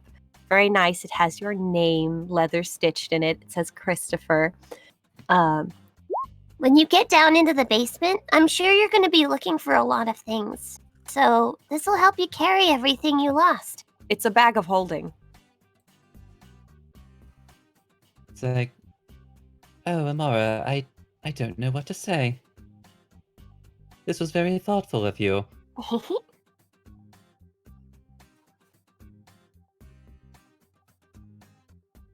It's like, look at you, you've become quite the handy worker in our absence. Sure. Well, I'm also really good at making vases too, and those sell quite a bit. I don't know what my father did, but his were really expensive. It's like, well, I imagine that you might have been a large part of it. That's all I got. Very expensive. So yeah, Croc is the one in control of whenever Jack can turn back. Or, until an hour is up. Oh yeah, till an hour is up. So I guess Shala and Vol are like, we're supposed to go back to training, but they're now taking care of a rabbit together like a kindergarten project. Hold on. Am I supposed to pick it up like this or No, like... no, that's... His ears are less sensitive than the feet. Definitely don't want to hold him upside down. You're right. Let me try it. Jack, you're hanging helplessly by the ears. Starts wiggling around. Yeah, and she's trying to feed you a mint, apparently. Please don't do that in real life. That's really bad for your rabbits. Jack Bunny, on the other hand, will eat the mint. Definitely hard. And pepperminty. So then he's like, I wonder where they are. Are they coming? People You know still what? awake? Hey, Go ahead, bro. oh, you guys are supposed to call me when we're coming back. Oh no, I'm sorry. We got lost. We're back. You didn't miss anything. The only thing that you missed is that you Welcome still back. you still have control over You. yeah, you miss control. You still have control over the polymorph. My apologies, buddy. I'm gonna let it in at the end of the hour. Alright, there you go. So it's gonna be up for an hour. Unless somebody hits Kronk across the face and make him lose concentration. You know, Bunny Jack, maybe I should pull out my little friend that you can be friends with. As she pulls out her little bit, puts her arm in her breastplate kind of thing, and then slowly pulls out this tiny little bat and puts it on top of Bunny Jack's head. That looks like this. Leon and Pyra stand up, says, well, do we have a place to meet before we go there? Otherwise, we're going to retire to the inn in town.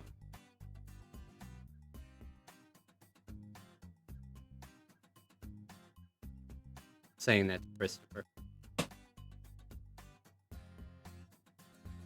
Well, if we are insisting on meeting at in the evening hours, or at least striking in the evening hours, then we might just simply meet here again sometime in the afternoon. Oh, that's fair enough. We can do that then.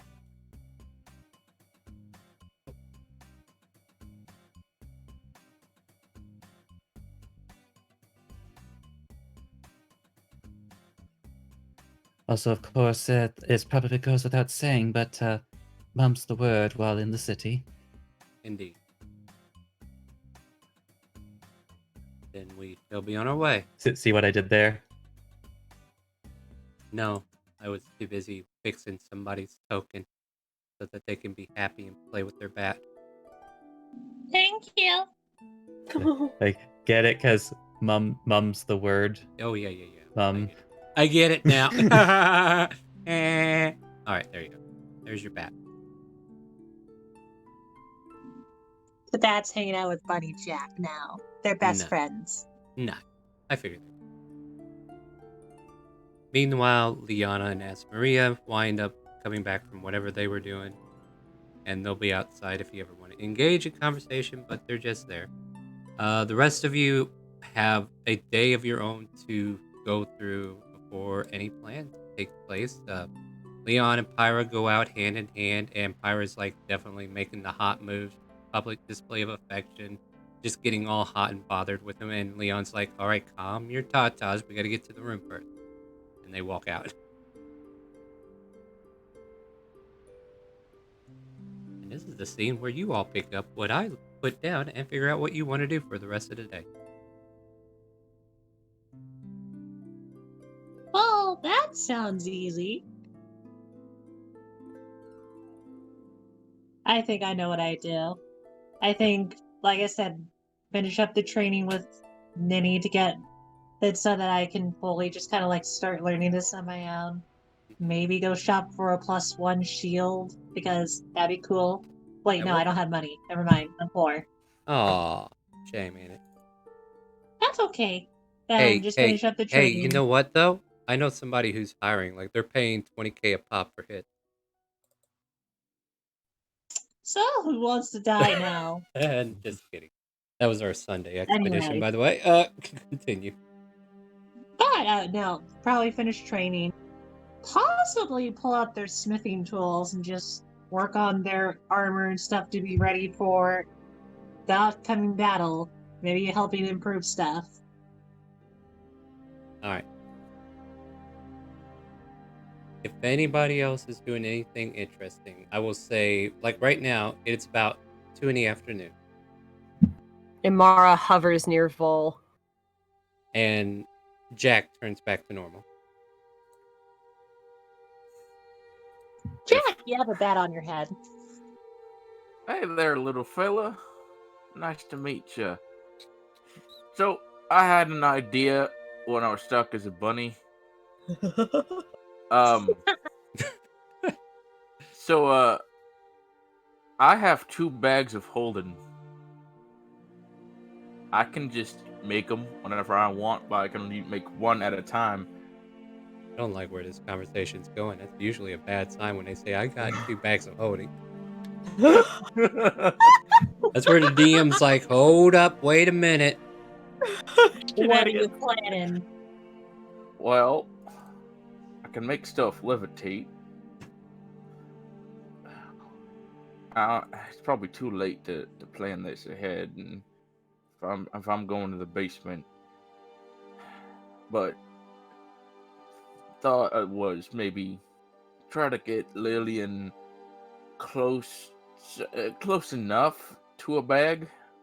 She don't even gotta see it, and then just throw 1 bag into the other, and then she goes away. And unless she can move through planes, we don't have to worry about her no more.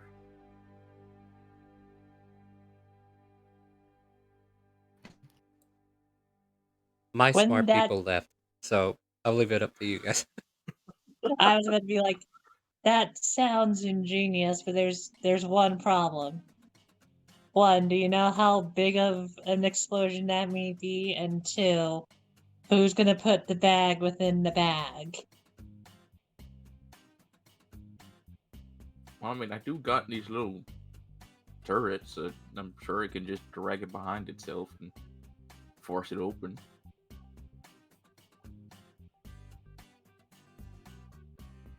Well, I'll let you do that, but Jack, I feel I like I don't need to think throw that's- this out there. Roll me an intelligence check. oh my god. I knew it. I was about to say, like, is like I could just hear Star typing on the keyboard, going like, I'm not "Alright, I need to typing find shit. plain shit." Now, give yourself a flash of genius because you're brilliant. Yeah, So what does that? So what does that give us? 18. 18. This is a. Okay, so here are the snags for your plan because nobody else is going to say it. I'm just going to say you realize this though. You have to isolate her for 1. And whereabouts are you going to isolate her? Probably in the house somewhere. And whenever you isolate her, yeah, the problem becomes how do you time when to put the bags together? Who's going to do it? The mechanism to do it. And then this thing is not contained to just a 5-foot radius. This thing can blow up even further beyond. As far as the actual radius, I don't know offhand because nobody was stupid enough to do this in my campaign yet. But you can It's a always 15-foot be the range. first. Now, there's your information. You can do what you want with it. It could be totally useless. Maybe I'm wasting my breath, but I just wanted to make sure it was on the table. Well, Jack is gonna start thinking deeply and get all this into mind. All the numbers start floating in your head, and you're like, oh, wait a minute. Maybe that'll actually be too hard. I mean, all we really need is the one. We're just surprised, like jump on her, force it over her head, tie it up, and just let her suffocate. That could work too. Well, that seems more in my realm of department, but that I don't know if I would feel comfortable, smothering a woman in a bag. I mean, some have that for a fetish, but, But if it's that idea, I'm more likely to help out anyway. Also, little Amara, would you like to help me out with this hammer? I need you to hit this sword a bit harder. Oh, why? Yes. And she helps you. what is she helping you do? Whap. Cut out the dents in my sword. Whap. Bang. Clang. Ding. Whap. Well, we can't get DMCA'd for Fun. those sound effects, can we? No. Weren't even convincing. Just Cling. imagine, like, literally the old 80s Batman where it just has, like, those Cling, sound clang. effects pop up in the screen. Oh yeah, every time it like hits the metal, it's like And then it spells it out as it hits. Yeah. oh my Alright. god. Clang. CLANG. Anyway, so you're over there working her equipment, like, making sure it's mended, so to speak. And she'll be out practicing with Shella. Anything else from the fellas?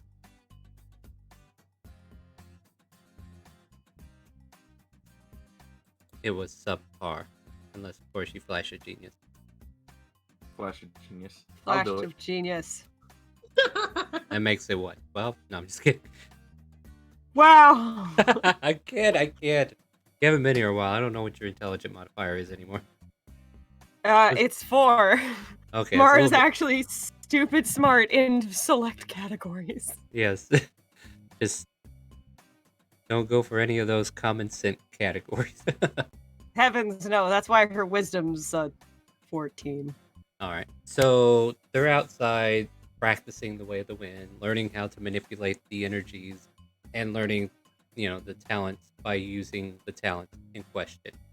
Amara seems to be doing rock things, which you can elaborate on. But what about Arthur and Christopher and Kronk? What are you guys up to? Oh, whoops. Arthur, you like to spar some? I am going into town, so Oh yeah, that's right. if you want to join me, you may. Perhaps we can help someone move another bed.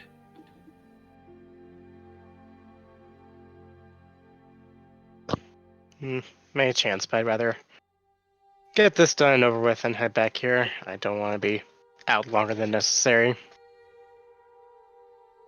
Would you prefer for Dorian to come along in case something happens?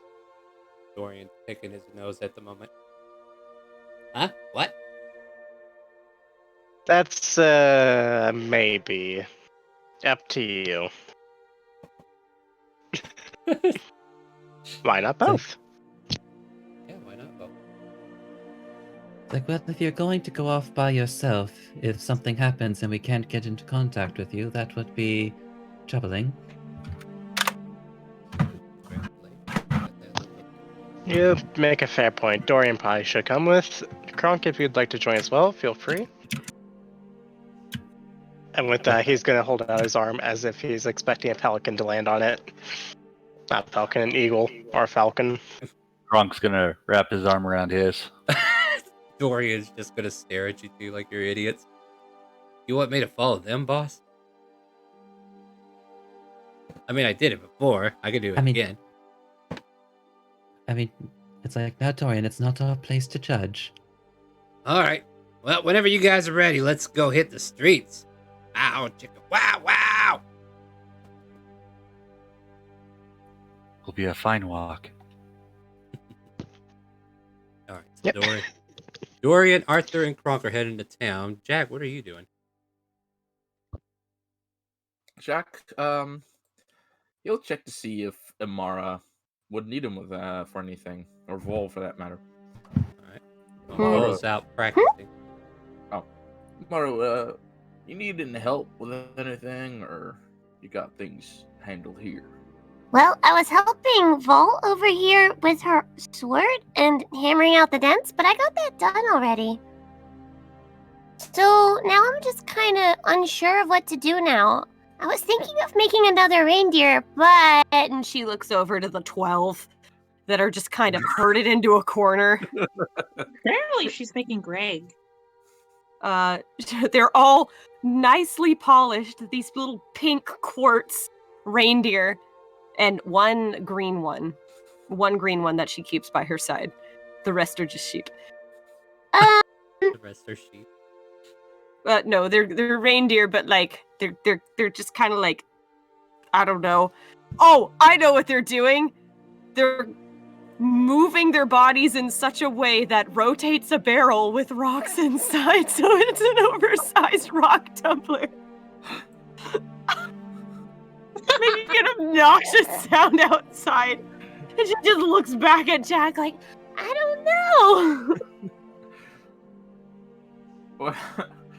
Well, that's pretty genius. Well,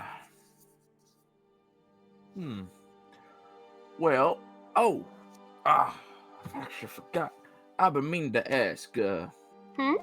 Would you want me to maybe buy some set of clothes? Maybe ones that look like mine?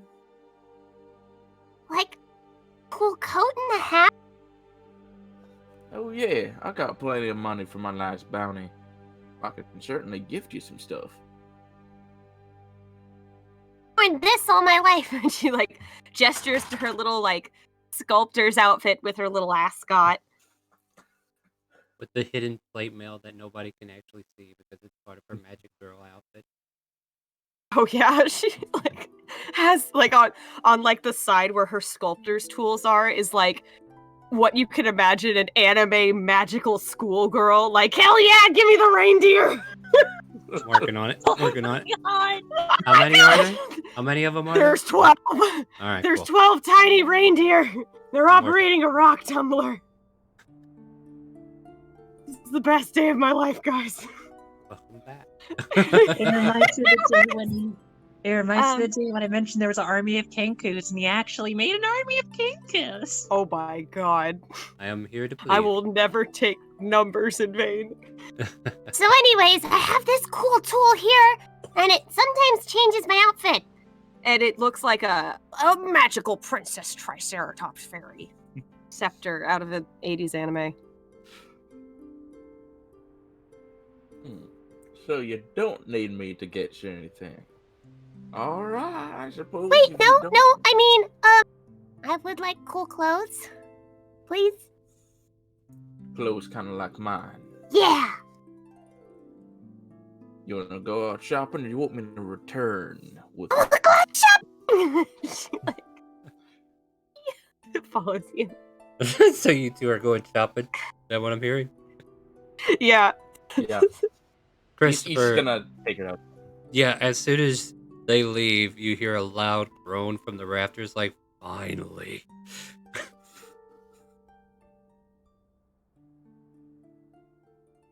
The voice of So I Grimsu. suppose that she is a bit of a handful on the daily basis, isn't it, Grimsu? I try to ignore her as much as possible, but Ninny insists to entertain this child's imagination. Her machinations with the youth is a little forthright and forthcoming, and as he's starting to finish this conversation with you, and as soon as the pair of you walk out the door and Arthur's halfway to the city, there's a large earth-shaking quake that just kind of like overtakes everywhere. And somewhere off to the far southeast, there's a big pillow of black smoke smoldering into the air. We flash back to Friday and we see a giant red dragon drop kick a grass dragon into a volcano. That was Now- pretty metal. And then now we come back What? here as the volcano that was in question is currently exploding many, many miles. Like, we're talking hundreds and hundreds of miles away, but the earthquake reverberates through the continent. And, you just can't help but look towards the southeast and be like, what the hell was that? The sky quickly becomes darkened and it's only like 3 in the afternoon. It's like, what on earth? Arthur's So gonna I'm look over coming to. in. I'm Oh. kind of stuck here. I can't turn around to look. You can move and look. You're not totally locked in place. I'm just being This isn't yoga. Hey. You could move, kind of, in yoga. Well, I'm just saying she's trying to lock herself in a situation where she can't move. I'm like, Tai Chi allows you to move. You're constantly waving your body around. Anyway, but yeah, you kind of like look off in that direction. Arthur, you were saying something. You go first. As this gonna turn around real quick, I'm presuming it's still holding Arthur's arm. Yeah, I guess. Maybe. I mean, That's not a question for Kronk. You're a nature person. Is that gonna be of any issue to our friends back at the retreats?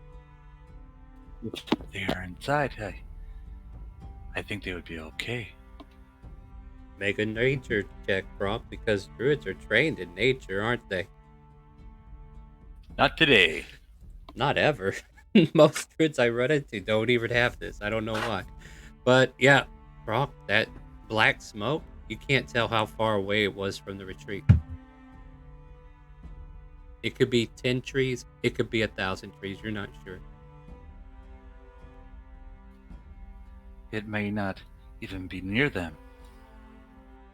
But it could be awfully close. We'll never know. I know, but that's just completing your thoughts. But you say what you want to say.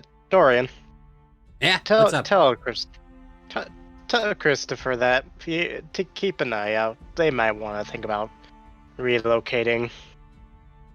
Hey, boss. Yes, Dorian? Are you dead yet? Oh wait, that wasn't Dorian, the question I I was think about supposed. that very quickly. Semantics. But I was told to tell you to keep an eye out in case you need to, evacuate or something? I don't know. Evacuate. Yeah, is there like a big fire where you're at right now?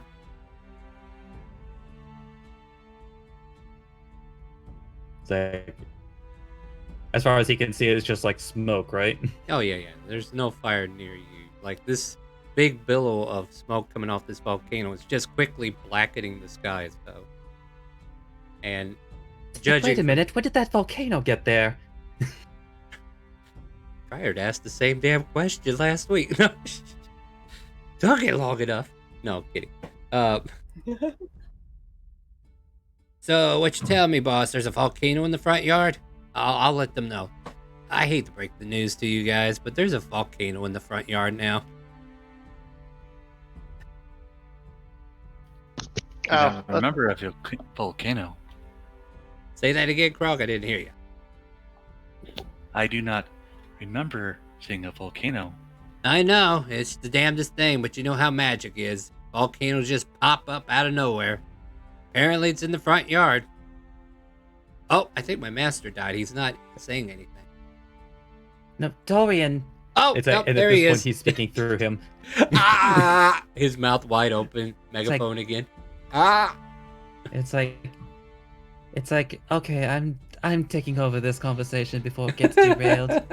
There's not a volcano in the front yard. However, apparently a volcano has decided to make itself known. We are in no danger, but there is definitely a lot of smoke coming from it, and I imagine that the local ecosystem is going to be very scarred for the next several months, if not years. Meanwhile, we cut to a city far away where Pickle's like, "Did I punch that? I'm sorry." Back to you.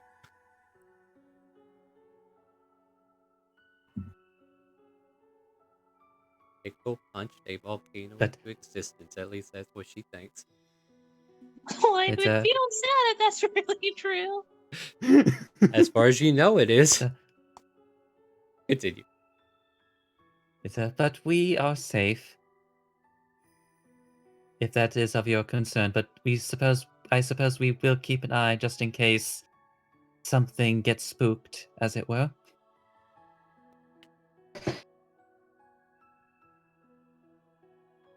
And with that, he Duly noted. wrestles himself outside of Dorian. Oh God, that lockjaw, man! I'll never get over that.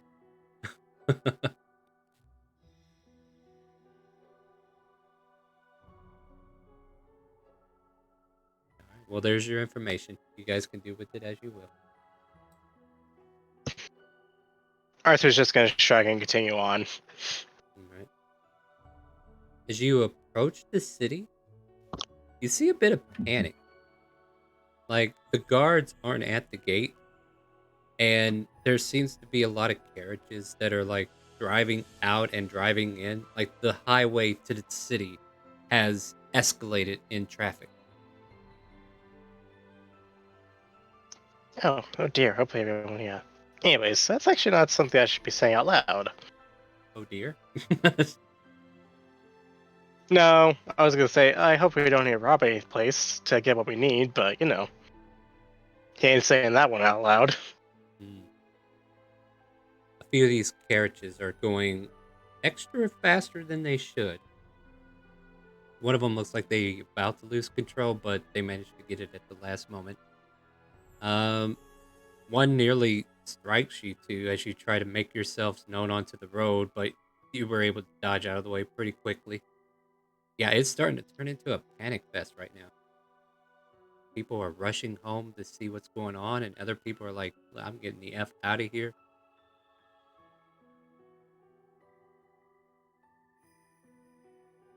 But you continue your way. Yep, Hey. he's just gonna roll his eyes and continue on. Mara, did you say something? Sorry, didn't want to cut Oh, in. No. Hey, Jack? Yeah. She What is it? points. Well, I mean, smoke? Or. Do I see a mountain in the distance? You technically know. What you see is a big black billow of clouds, just like the ash of the volcano hitting the air from far away. Right. So it's just clearly blackening the sky. What? Did something happen? I don't know. I don't got a good look from here, but you stay right here. I'm gonna go take a look. I won't go too far. Okay. And Jack is going to cast Levitate on himself and start floating upwards. Up you go. How far do you want to go? Let's go 100 feet. 100 feet. He just wants to take a good look at what's going on. Make a perception check.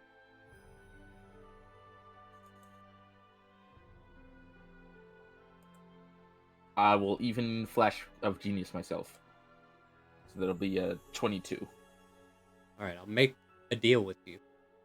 If you go up 500 feet, I will give you the skivvy. Otherwise, the 100 feet's not going to be enough. Yes, I will go up 500 feet.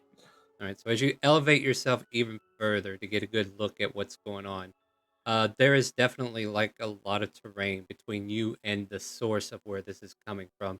You can see the big old billow of black clouds just kind of like encrusting the atmosphere in almost an instant. It's almost like an ink stain that's just bleeding into the atmosphere over. Mm, Wow, that was weird. You all You right? okay? Sounds like somebody just ran over their keyboard there for a second. But yeah, there's like a big old black ink stain in the clouds as this ash starts filling up, and you can see long, long, long ways, just a barely a like it looks like your pinky in the long distance of it all. A little pinky of a mound of some sort exploding with some red fumes, so you can just make out the light and then the black ash that's just spilling right out above this. Would I know what this is, and if Make and if a that size exploding? make a nature. Yeah. Nature. Okay. Tactical nuke. That's what it Yeah. is. No. Yeah. Unfortunate. It is a nuclear warhead. You don't know who dropped it. It must have been somebody who was not happy with the election. I kid. I'm joking. Just kidding. It's a joke. No, explosions of all kinds happen. You don't. I wouldn't put it past you that you don't think it's a volcano, but it's bizarre because I don't know if Jack himself would like had a direct. You know what? Let me just ask you for an intelligence check instead, because this will be if you actually did any research offhand about it. Wow, Jack, you just don't like geology, do you? How are you and No. Amara friends? All right, but you have a minor descriptor that you could probably tell somebody about. You're not sure what it is, but there's like this plateau that has like a little red dot above it and all this black ash coming out of it. That's all you can make out of it. All right. I'm gonna start floating my way back down. Woo! You want help with that, Geronimo? No.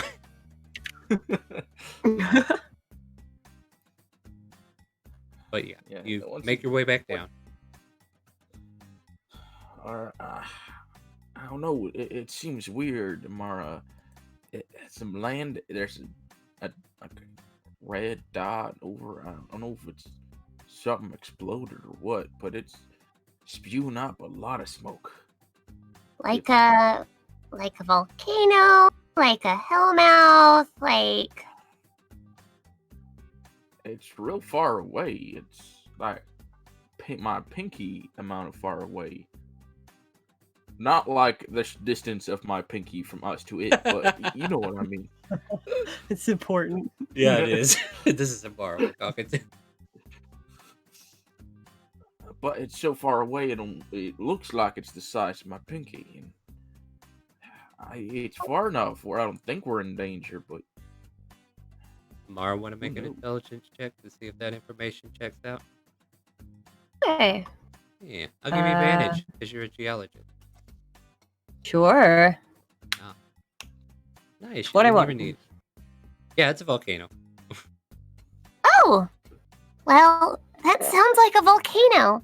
And while that will cause some problems to the flora and fauna in the local region, and the water actually, and causing sulfuric disturbances in other parts of the soil, which will kill crops, the people should be well. No, there's actually a cloud that'll come in like. Now, The good news is, if we wanted to wait like a few months, we might have Faustus's mom's problem taken care of for us by natural causes. Yay! yay! I know what I want my next alert to be. I want us all to go yay at the same time. I have another alert that I'll talk about that after game. Anyway, just a half-hearted yay. Yay! Yeah, exactly, right? All right, so Nitty, just to be fair, like this, that I'm kind of like giving everybody a chance to react to this before I go into the bigger scene because Nitty takes notice. So if anybody else wants to react before I go into take care of this problem so it's not as big as we think it is. Last Oh, thing. By the way, What do you think about this navy blue one that she spins around?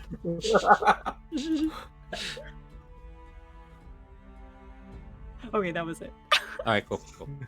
So Adorable. what I'm going to do is, for one, you guys are right here where this yellow dot I just placed, or did I place it on the right surface? I didn't place it on the right surface, did I?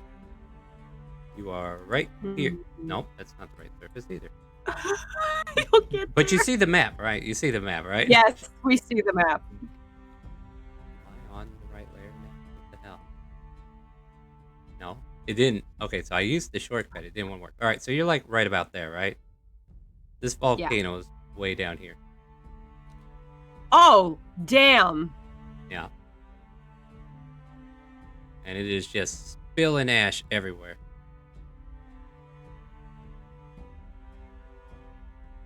Is this one continent? Is this a country? But this is a country of several states that might not have a problem with diplomacy any further. We're about to find out. So, as the It's gonna ashen get air... really awkward over the next few days. Yeah. And then Friday's crew's like, well, I don't know what to do now. We'll just leave that for later. Let's go to the Chaos Realm instead.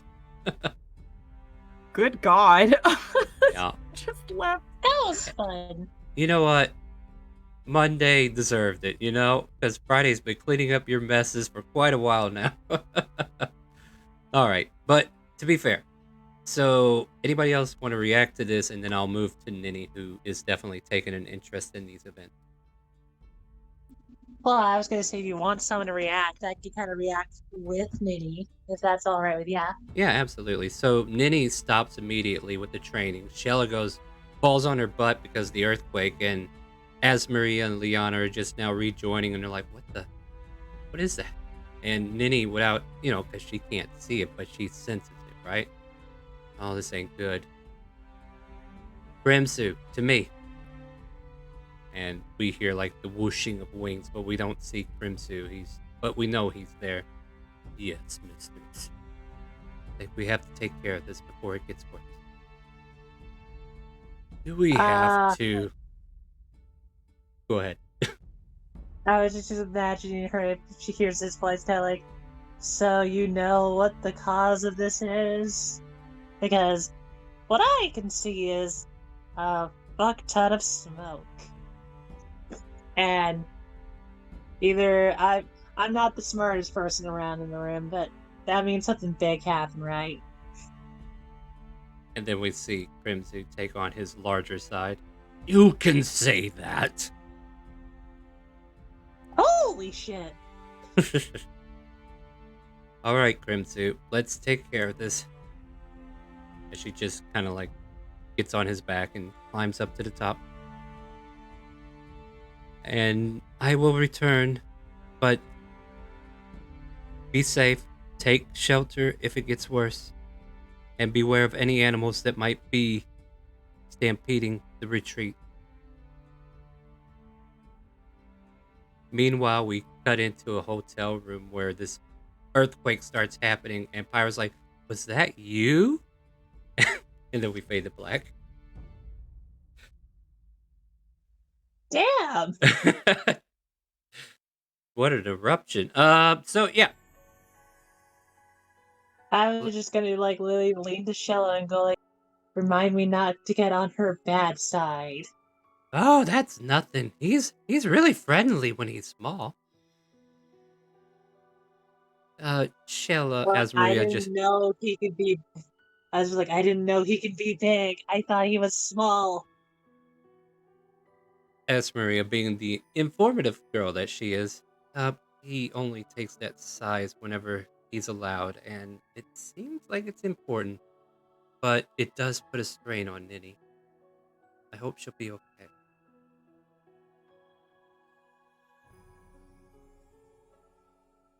I think she can handle this based off of. Well, I just have a hunch that she'll be fine. Hopefully. All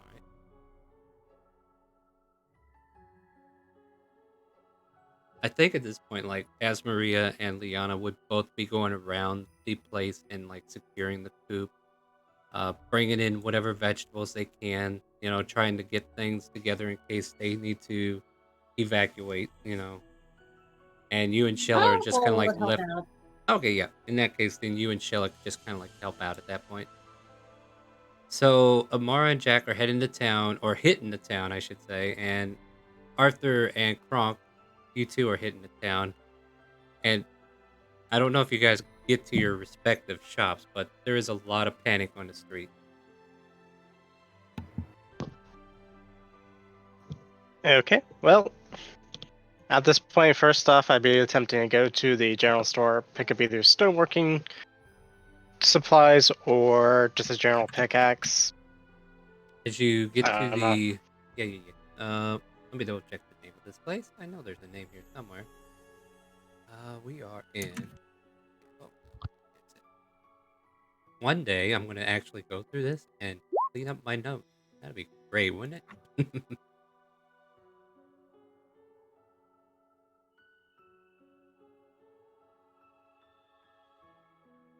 Do-do-do-do-do.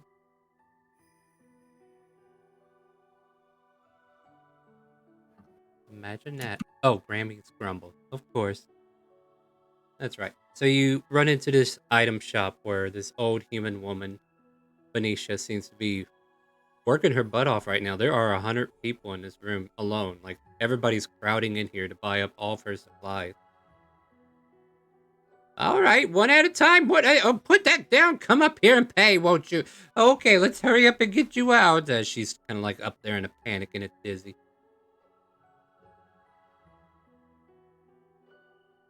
What do you and Crump do? I will find wherever stoneworking tools are at. I will find. How many bottles of alchemist fire, if any, would be on stock? Probably not out in the open because that shit is volatile. But if you're looking for like a stone pick and axe, go ahead and roll me a perception check. Yep, Eyes of the Eagle will be on as soon as I can load up my damn character sheet. Why wouldn't you There have we that? are. I was reloading it to add stuff in, Not a problem. just from drag and drop. Where is my perception? Usually around persuasion. Yeah, you look around 15. and there's a barrel where like many of these mining tools would have been, but is completely empty. You can see 3 or 4 people in front of you with pickaxes as they're fixing to take them and use them for whatever purpose they have. They look to be the last 3 in the store until they cash out.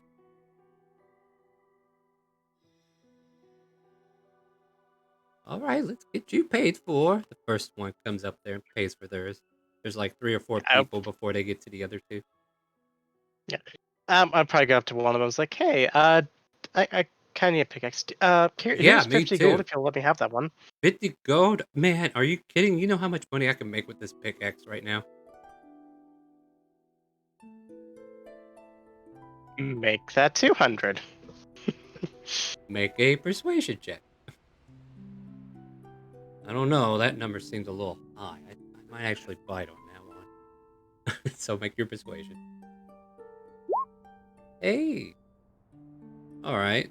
200 gold it is. I can let this go. Knock that down to 100. Right, and with that, I'll go up to the counter as soon as I can, buy that, and ask for also alchemist fire. 25 If they have gold anything for else. the pickaxe. You said 25, right? Yep. Apparently prices have gone up a little bit. And Yeah, it's actually the same price as Mason's tools. No, actually that's cheaper. But anyways, well, mason tools will probably go up too, don't worry. yeah. Let me just take a quick look to see how much I'm going to regret alchemist fire. Like, I know what it does, but I want to make sure I'm not going to regret this. I mean, I will, regardless. Alright. She tells you she has only 1 vial left. And it goes for 200 gold. Okay, never mind. I shall pass on that because that really only work. The idea only really works if I have multiple. I'm so sorry to hear that. Yeah, the severity I rolled, she didn't have that many, so she only had one. Oh, the battle is ready. Let's go ahead and do that. I almost forgot. All right. Anything else, Arthur? Nah, actually, do I have a crowbar? I mean, you should in Yeah, I burglar do. kit. I do. Yeah. All right. I do. All right. And let's see here. Kronk, are you doing anything while he's trying to get a pickaxe? No, I'm just kind of hanging out with them and enjoying the show. All right. Yeah, it is quite the show, my friend. Meanwhile, Amara and Jack, you make it to a clothing store. Is that right? Oh yeah. Yeah. So you've met the city with the same panic. Like you're not in a different city whatsoever. So there's definitely people who are reacting to this explosion like it's some end of the world kind of event right now. So you got a lot of people out in a panic. You see people trying to be like, now, it's all gonna be all right. Just calm down. This is nothing to be worried about. And you can tell they're not even sure about that. But as you get to this clothing store, you could see this store too has a lot of people filling it up. It's a little crowded, and a lot of the good outfits are getting bought up real quick.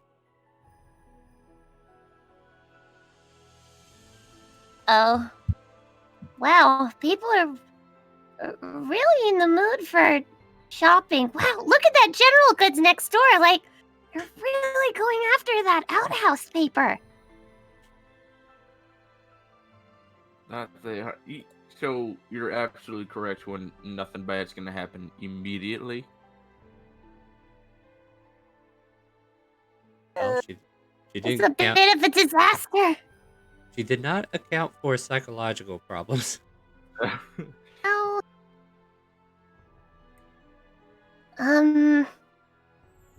Well, a lot of the longer dusters got bought up, but here, wait, ma'am, no, give me that. No, this is mine. I need this. Jack would end up taking out the wand, pointing it at the women, and prepare a firebolt. So at Holy the tip shit. of the wand Oh my is a bit of a fire. Make an intimidation check. She turned. I'm gonna. Yeah. Hold on. Okay. He said he's doing something. What are you doing? I was just gonna add the flash in case it helped. Yeah, in case. What does that give you? A 10. Yeah. What is the passive perception of most people with a 10 intelligence or wisdom? Yeah. She Yeah. turns to you and she blatantly says, "It's the last day on this world. You think I'm scared of dying? Try your luck." And she turns around and takes the dress and goes to the counter. I wanna make a non-lethal shot at her leg. Well, here's the thing about magic. There's no such thing as No. non-lethal. Oh all right. my That's like saying I'm going to shoot him in the leg and it's not going to hurt him as much. Okay, then can I want to shoot like as in front of her, like to give her a warning shot. All right. Whoa, shit. I'll- It's gotten violent. I mean, go It ahead feels and like real life all over again. So she starts walking and then you fire your wand. She turns towards you. Give me another intimidation check. Apparently your first one wasn't serious enough. I would like. Okay, hold on. Let me get to the cookies. Yeah. This is why I asked you guys to watch the streams. Yeah, there's a little give and take here, you know. Would you Like I got this advantage narrative. roll. Damn, roll 20, you savage. Now I will say this: we can only buy advantage for people once. So once the advantage has been bought, unless I feel like there's a pity that needs to happen, you can only beat a dead horse so many times. Okay, it's gonna be for me. All right. That is a lie. I mean, you can keep beating the dead horse all you want, but it's still not going to drink water. You know what I mean? All right, continue. So roll again. Yeah. This is Okay. the official. Stuck in my head Hey, of someone hitting a horse to make it. So, what does that give you? 11. I'm gonna flash a genius one more time to get it to a 16. All right. She stops, and instead of giving you the finger, She gives you the dress. You ever try to take anything from her again, you will die. Damn. She walks Laura's like, away. "What?" She walks away slowly, and then she tries to steal the dress from the next lady. All right, Amara, we got you your little outfit. You want to go pay for it now? Okay. Wait, What? I want to get that hat. It's on the top shelf. Can you get it for me? Oh no, that guy just stole it. Hey, did you not What? just hear? Wait, my turn. My turn. And Amara's gonna. Go for it. What do you got? Oh, I'm gonna roll a persuasion. So what do you say first? It's the puppy eyes with the low pitch growing Okay. higher as she starts to get ready to cry. Okay. So, all right, and then what do you say for your persuasion?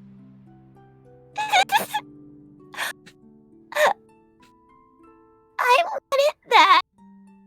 Oh, I'm sorry. I was just grabbing it for you. Here, take it. Thank you. And he hands it over. Oh, you poor dear.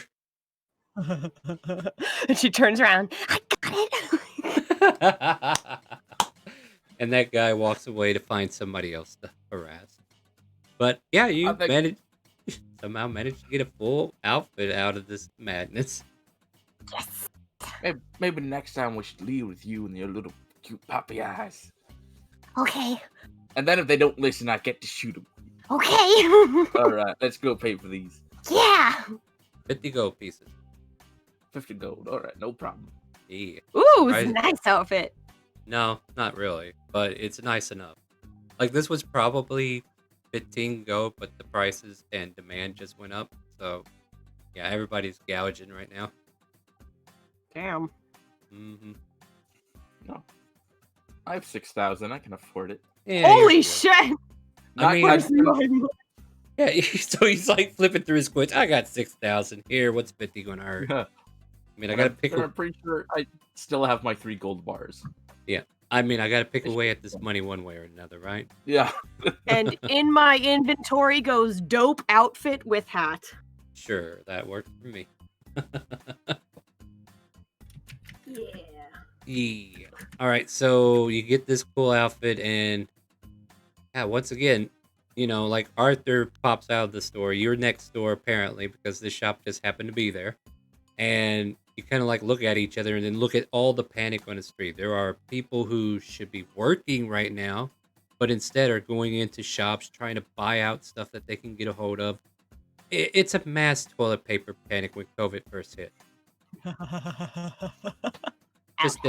So that's what the mountain is called. Bar's in there before we get there. What, COVID? What? So yeah, He's unless yeah, go ahead, Arthur. He's just gonna turn to Kronk. Right, next order on the list, magic shop. Per Mr. Billingsworth's recommendation. As Hey, you Arthur? Go ahead. Just before you leave, if we hurry this along, this might be a good time to try and infiltrate, maybe during the day?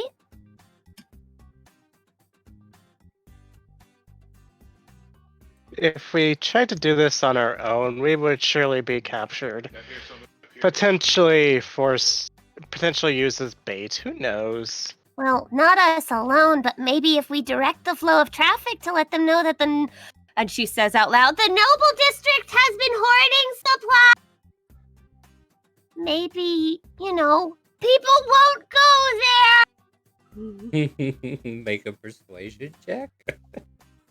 With a flash of genius. Oh, I'm going to help her on this by shouting, very true, I've even seen inside it. Oh, man. I guess you have advantage now. And I am just waiting for the double ones. Oh, no, I didn't get caught. Flash of genius to turn that into a 24. Wow.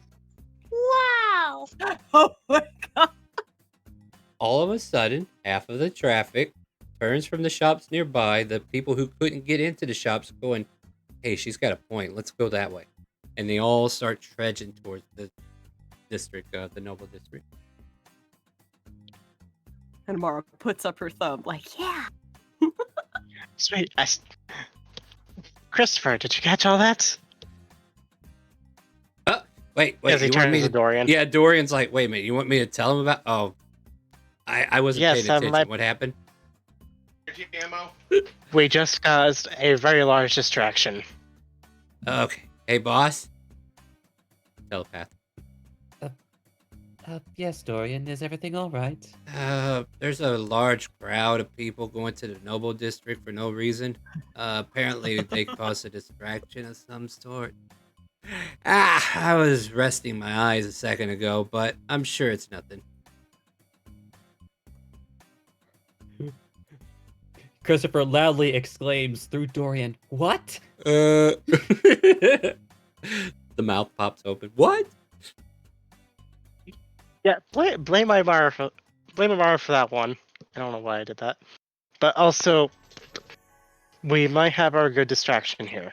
Not only that, but if they succeed, she'll probably use up a lot of her spells on defenses, which means she might be tapped out if we go in during the night. I imagine you're all walking and talking and maybe observing this crowd, right? Yeah. Although, again, to make a fair point, some of our casters don't have the materials or the resources necessary, but Imara's keeping her voice low. A chance to go through fire shot. Well, here's the first thing that you notice. Like the first 5 people that try to open the gate to the estate get electrocuted. Then everybody's like, oh, don't touch. That's a bad thing. So now they're debating, how do we get in? Do we want to rally them, guys? People with pickaxes start digging in the dirt. I think they have this on their own. Yeah, we're taking a rest before we go in, right? Yeah, either way, rest is necessary. This actually is going to be beneficial either way, because then that kind of also does get rid of defenses. Some of them, anyways. And Just Mara's the- just gonna cough and stomp and earthbender mold earth so that it's easier to dig under the wall.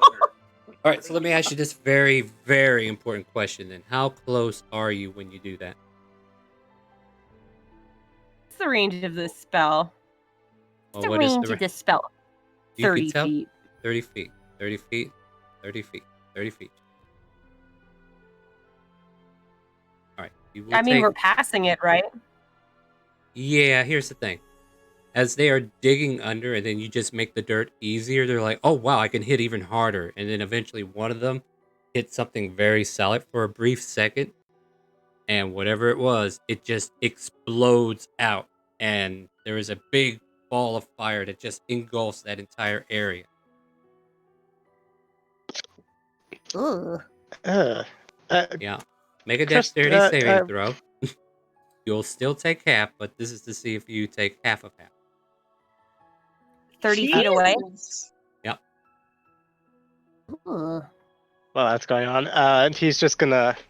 Arthur's just gonna quickly turn back to Dorian. Is there any by chance we could get her tried in a war tribunal? 21 points of Tribunal. fire damage. 21 points? Got it. Yep. As you kind of like get blasted back because of the repulsion of the damage that just kind of like came in with the fire. Like you weren't in the blast radius, but you were definitely right there at the edge of it. Meanwhile, the scene kind of like cuts up to a picture of where Liliana's like looking down from her bedroom's like, silly peasant.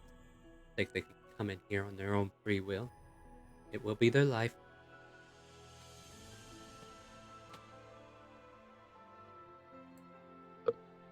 Jack is gonna run to Amara and try to pick her up or pull her away from the crowd. Yep. And Ow. the crowd just kind of like, okay, we need to quit this. This is not a good idea. and they start to disperse a little bit. A lot of them are discouraged. There's still like 4 or 5 people standing there like, there's got to be a way. There's got to be a way. But yeah, you guys kind Well- of like recollect. Go ahead, Amar. Now we know, right? Not to do that.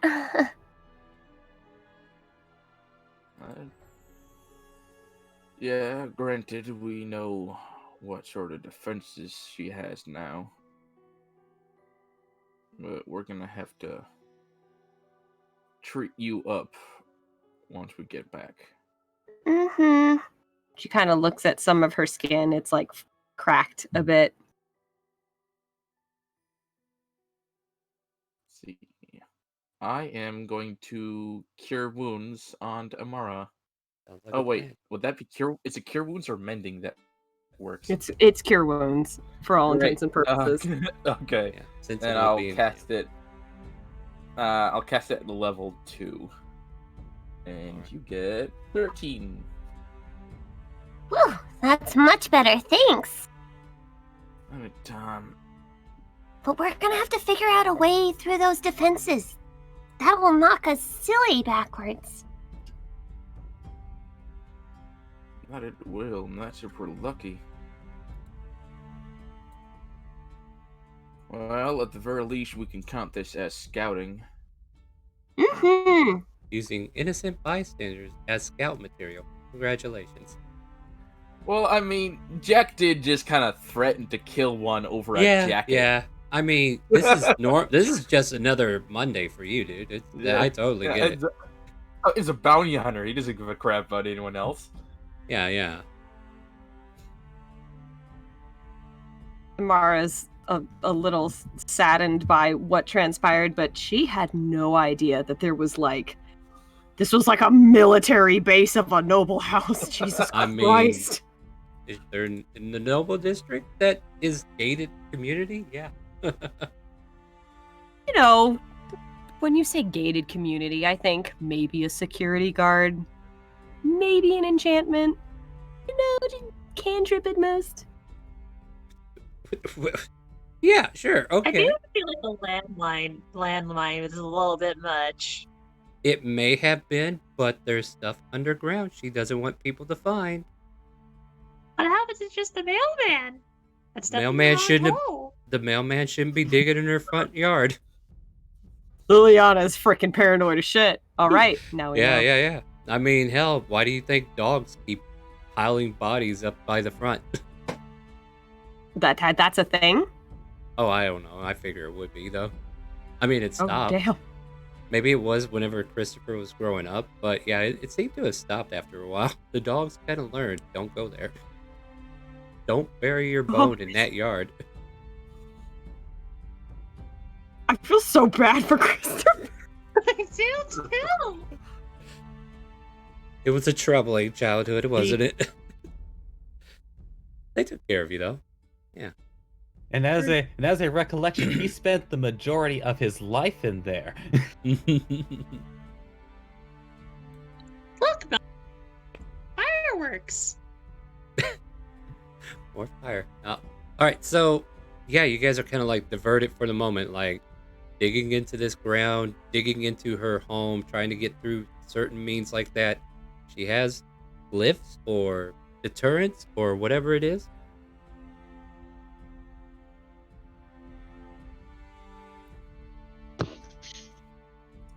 Yeah, with that, he is going to kind of look over to the three of them. Arthur will. I think we should probably not right now. And he's just going to slowly start dragging Gronk away. Mm-hmm. Still hand in hand, by the way. The entire time in through the chaos. Yeah, sounds about Well, right. we might have not locked them when we were in the store for a little bit, but hey. So you guys make your way from the chaos. Minerva would be proud, by the way. And make your way back to the retreat for the most part, or other business anyway? I still need to make a drop by the magic shop for I Christopher, will- so I will make this very quick for you. As soon as you get to the magic shop, it has been vandalized. Like, there's been, like, people broke through the window. The entire shop has been picked clean, and the shop owner is nowhere to be seen. Shit. Oh, we don't have time to go look for him right now. Perhaps we should have come here first. I would have Anybody? been a smart idea. You can make perception checks if you want.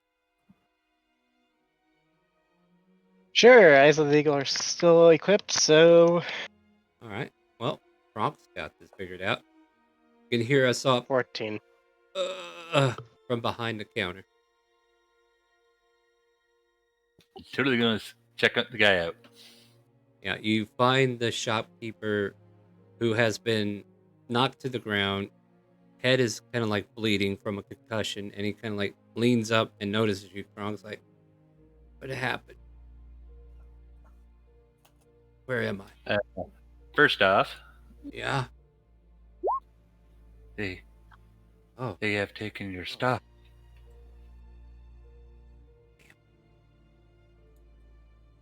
damn it. Yeah, he just starts cussing because he's like thinking over his stock that's missing now. It's like, damn it. You know, was it everything but that would have been fine. And he kind of like goes over and opens the drawer. He's like, damn it.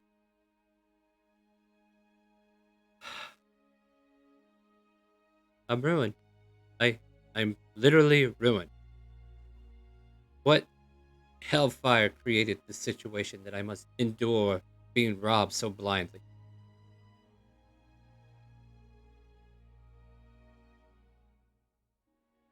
There was an earthquake, and there is smoke in the air. Mother Nature tying her twists and twines against my soul.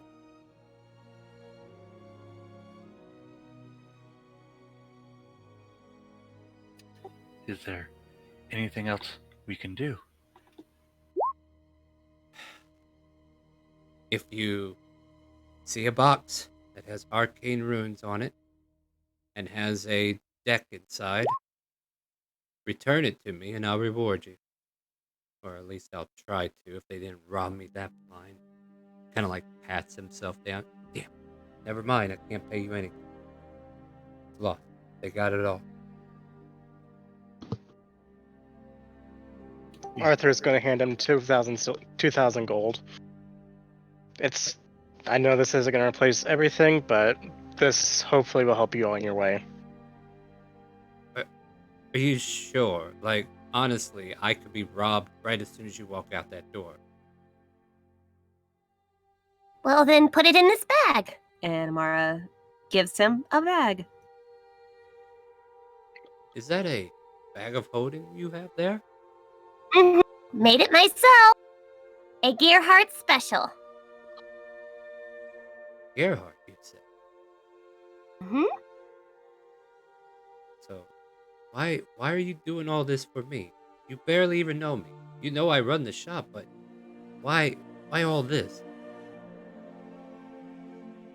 Because good things can happen too.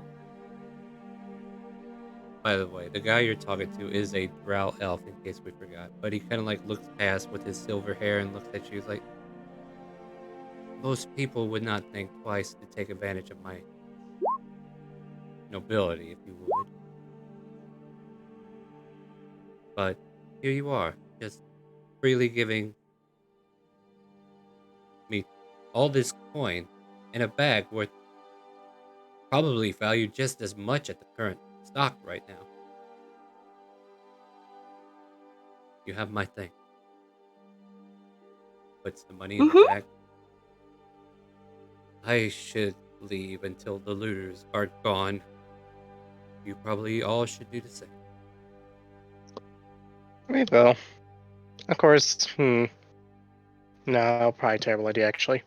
Anyways, I'm like singing along to the chat in my head. Terrible idea. hope everything will go well in the end. I'll remember this if I'm able to get my shop done. But for now, you have my thanks.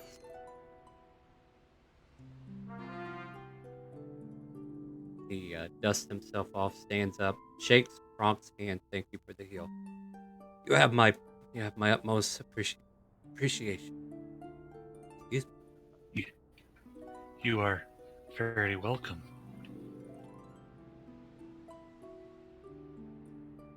All right. Well, I bid you adieu. And does a slight bow and goes towards the door, looks left, looks right, and then dashes off into the crowd.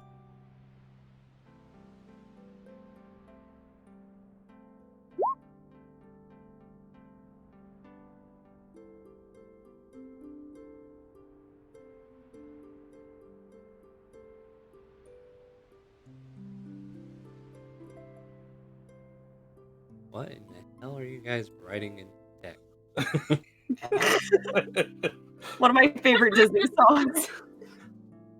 Oh, was this the Hellfire? Okay, gotcha. Hellfire. Yeah. When you All said right, Hellfire, it just stuck in my head. that's fair. So, as you guys, are you returning back to the retreat at this point or no? Yes. I can't think of anything else I can do in town, so. Yeah, Jack will be on full alert as they walk back. Oh yeah, Arthur would also be holding his shield. Right, And in the event that Liliana decides, hey, you know what? We're actually going to use them as pawns. All right. So, And yeah, let me get some perception checks as you're walking back toward the retreat. yeah, that I did.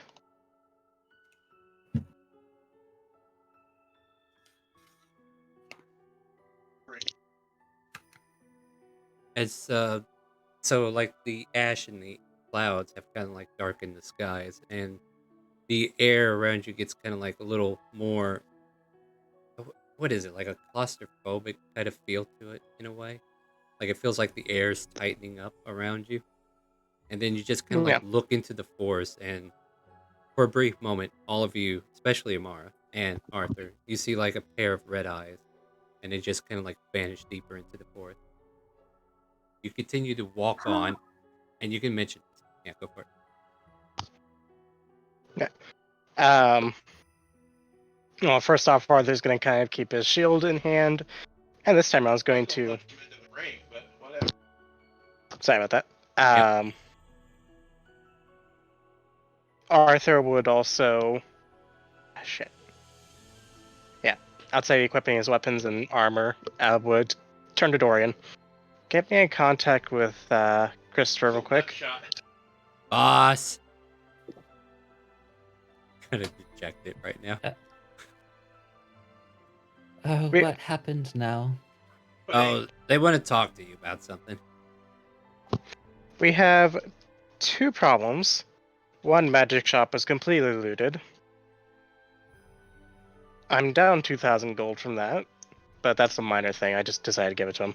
Oh, great. Another thing. The people I'm panic buying. I'm assuming they've already tried the walls? Be a bit more descriptive. It's like, oh, you learn this in history. When things get bad, then suddenly they go to the noble district, and then Yes. We'll not talk about that ever. And if Amara tries to tell you anything, please don't let her say anything. By the way, boss, I'm sorry, did what? they did it. Excuse me? Oh, that felt good. I mean, here, I could tell you what it looked like, and he shows you the thought that actually happened whenever he looked at all these innocent bystanders start climbing the electric fence. Dorian, no, stop. What? Oh, No, gods. that was beautiful. I couldn't agree more. That was definitely the best idea I've heard all day. Apparently, Dorian still has some redemption to go through.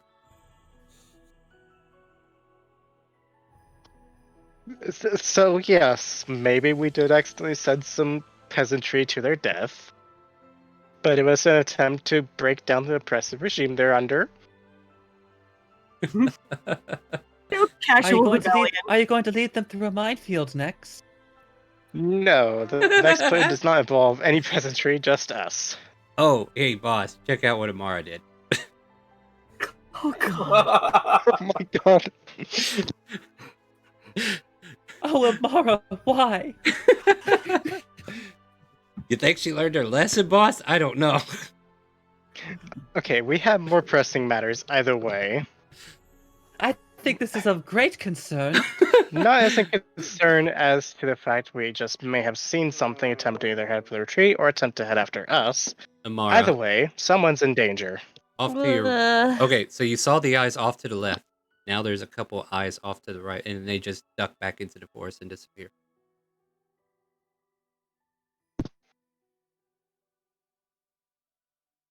What did they look like? Red eyes, that's all we saw. There's another pair a little further down the path on the left side. Then they quickly fade in deeper. It's like they're getting closer to the retreat. Maybe we shouldn't go back to the retreat and lead them there.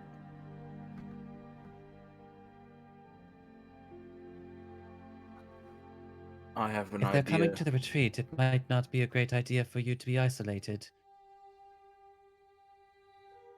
It might not be a good idea for you to stay either. I'll consult Nini to see if she knows what these creatures might be. Yeah, but red eyes isn't much to go on. Assumingly, it's not safe either. We'll start making our way back slowly, but if it looks like they're just going to start grouping up on us, we'll turn tail and go in another direction. Alright. So, keep me posted.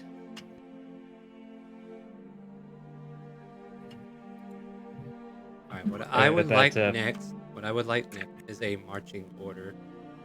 Hold on, let me get on the right layer. So like where Leon and Pyra are, move your tokens. South will be closer to the retreat, and north will be closer to the city. So get yourselves in a marching order as you're coming in. So like somewhere over here. Okay. Yeah. I do have another question. Would it be dark enough yet to warrant the goggles of dark vision? Yes and no. Like there's patches of, like this blackness is definitely darkening the area to make it useful, but then there's like openings inside the ash that is like bringing in light. So there might be like a flash burn if you have them on. So it's a yes/no type thing. You might have to take a chance at getting your retina shot out if some of the clouds clear up too early. I will just keep the Eyes of Eagle on. Alright. Put a mask up for several reasons. Let's get everybody that's coming in from town. So Arthur, is that where you want to be, in the back of the line, or do you want to be up front? I would probably be up more closer to the front. Alright, so south Maybe is be kind of next to Kronk. Alright. I think it's silly you have to ask where Kronk's at. Well, Kronk, you're with them, right? Well, yes, but in marching order. Yeah. So, yeah, where are you at, Kronk? You in the front line too? He's meandering in the back. Oh, well, then you need to be in the back. So let's move you back here. That's the back. Alright. Oh, sorry, I thought you were the other way around. Sorry. No. Yeah, like the closer to the retreat is south, and further away from the retreat is, like you're in the back would be closer to the north. So north is back, front is south in this case. Because, like, you're technically coming down the path that leads from right here. As you kind of, like, come in on the scene. Alright? So, Christopher, you're off to find somebody, right? Or what do you do? Is like off to find Nini. Yeah, you go looking, and all you see is Shella out in the field, just kind of like looking like she's helping with something. What's that? All right, Shut up. Shella. Hold this chicken here. We're gonna help them carry all of them. Oh, Shella's in Just the front full yard. armful You of guys are in the backyard. Oh, okay. Don't worry, All I got a present for you. I just got to get through this scene real quick. So you're like, Shella's like grabbing some, I don't know, like nets or bundles or something to bring to the back, and you just kind of like catch her. Oh, what did you need, Christopher? It's have you seen Nini? I there's might be something of concern that I need to ask her about. Oh, she got on that giant red dragon and started flying off to the southeast. Oh, that's a bit unfortunate. Uh, how about, Asmaria? Is she still here? Oh yeah, they're out in the back. Here, I'll show you. And as you guys start to step away, I'll let you get 10 feet.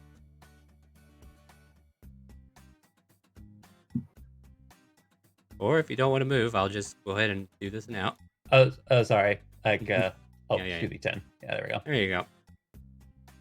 These red eyes kind of like appear behind you, and then an apparition of an Oni appears.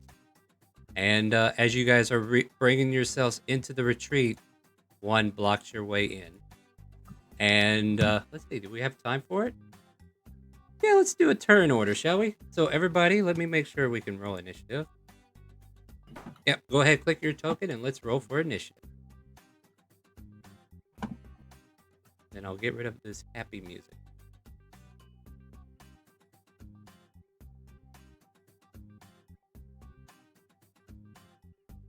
Everyone, or just the four back at the retreat? Everyone. You're back at the retreat at this point.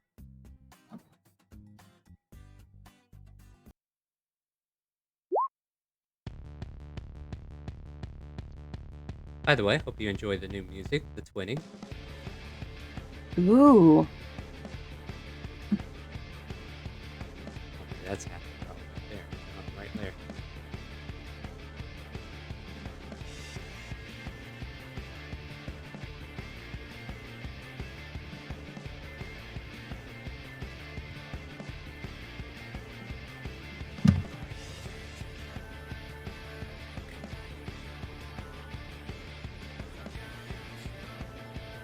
All of a sudden, we hear chickens and roosters cackling loudly as an ambush of sorts has been initiated at the retreat. You all return to the retreat, seeing the same red eyes that you saw in the forest. First one to act, looks like it's Christopher. Let me double check. Descending. Yep, Christopher, you're up first.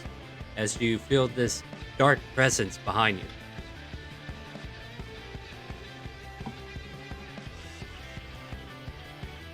Like, he turns his head, sees this creature,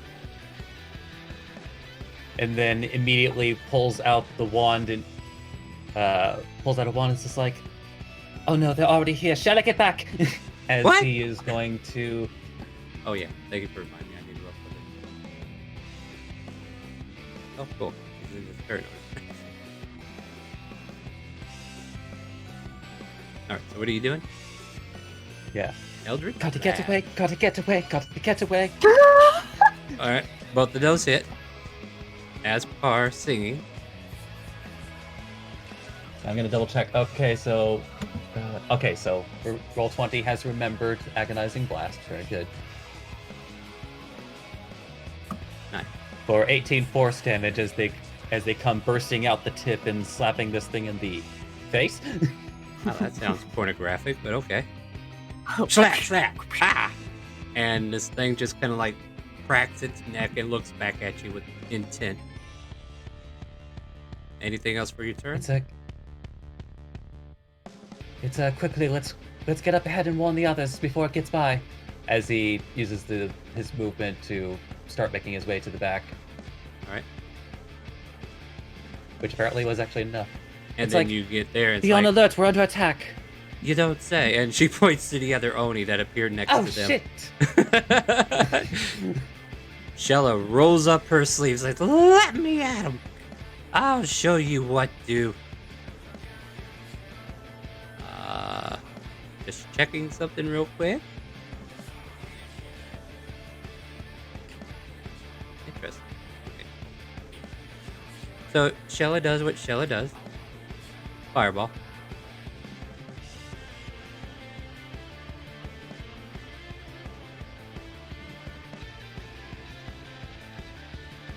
Nice fireball.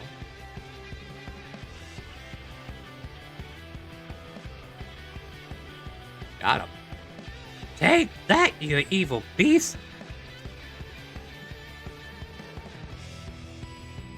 Oh wow, I have to open up character sheets I have not opened in ages.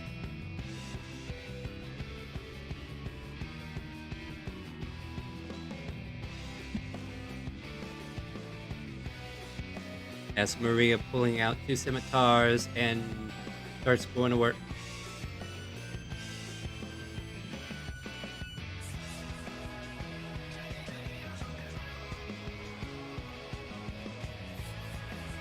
Oh, that's terrifying. 30. That's a lot. That is a lot. I mean, that was I'm more impressed you get attacked 3 times. 2 in the offhand and 1 in secondary. Ah, okay. That's still And- terrifying. Yeah. Alright, so it can make it with either the claws or it's going to use its lovely little blade. Oh shit, I forgot to move! Oh god, Shella. Oh no! Oh no, that's my bad.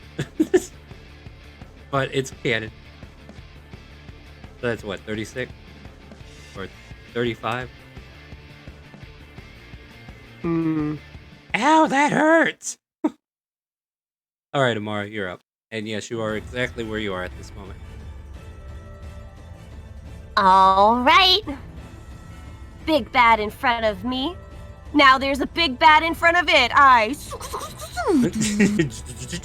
And turn inside out and grow in size. My arms detach and float around me, and I look like some kind of strange new rune giant with a single red eye in the center and a big billowing kind of like trail from the back of the head. And Amara's gonna go into guardian mode. Nice. And she is going to, let me see, I believe, Just gonna let you First- see. gonna first things first, as a bonus action, I gain 7 temporary hit points. Nice. Oh, arrow. I'm sorry, my cat is on my keyboard right now and he squeaks a lot. So that's gonna happen. That's fine. And then for my action, I'm going to go ahead and cast, let's see, I'm going to cast Blur on myself. We have Which- just been raided. Welcome, Swindler's Woo! Den. Nice! Welcome. Hello! Guess we're gonna have to do this battle then, guys. Like, I was going to do 1 round, but I guess we're gonna have to go at least 2. This All right. girl is going to roll Blur on herself, and she is going to after Image and get ready to attack on her next turn, which All right. ends my turn. All right, let me go ahead and put you a blue dot for concentration, and then we will move Indeed. on to Jack. Jack is gonna move to 20 feet here. He's gonna whip out his wand of the War Mage, point it at the Oni in front of Amara, and cast Scorching Ray. All right, 3 2, bolts. 3. Oh, Wow. wow. All right, you're Oh, literally on Lord. fire tonight. So let's have at it. All right, and The so legendary number. that's 7, 5, and then what's it? Well, that's 24. And due to Arcane Firearm, I can add another D8 to that. 24, 25, Okay. 26. I'm gonna Yeah, double check to see if you can make the D8 like be on the critical hit. Like if you can make that choice. I don't I think don't you think can. I It would can. have to be on the first hit, I would say. Yeah. Yeah. So That's unfortunate. Yeah. 26 fire damage. Yeah, you burn into this creature, and he kind of like this cloak that he came in with catches fire and starts damaging him, and he just kind of like puts the fire out. Still a beefy character. He just pats himself down. He's like looking at you with these red, beady eyes. Anything else for your turn, Jack? No, that's gonna be it. Val, you need to drop the chicken and do something. Well, let me ask this one quick question. Yeah. Onis are giants, right? Oh my god, not imagine only a chicken. I mean, they are giants. Yeah, these Onis That's are so in awkward. giant. Gotta She offer does- something. Just checking. Here, what it be? Okay, what are you doing? Alright. I disarm myself from the chicken, so I drop the chicken. Free action. Not even worried. I And it literally runs look off. at the giant and I say literally in giant to them, it's like, you're not the first time I fought ya. And then literally as a bonus act, summons a Shadow Blade. Alright.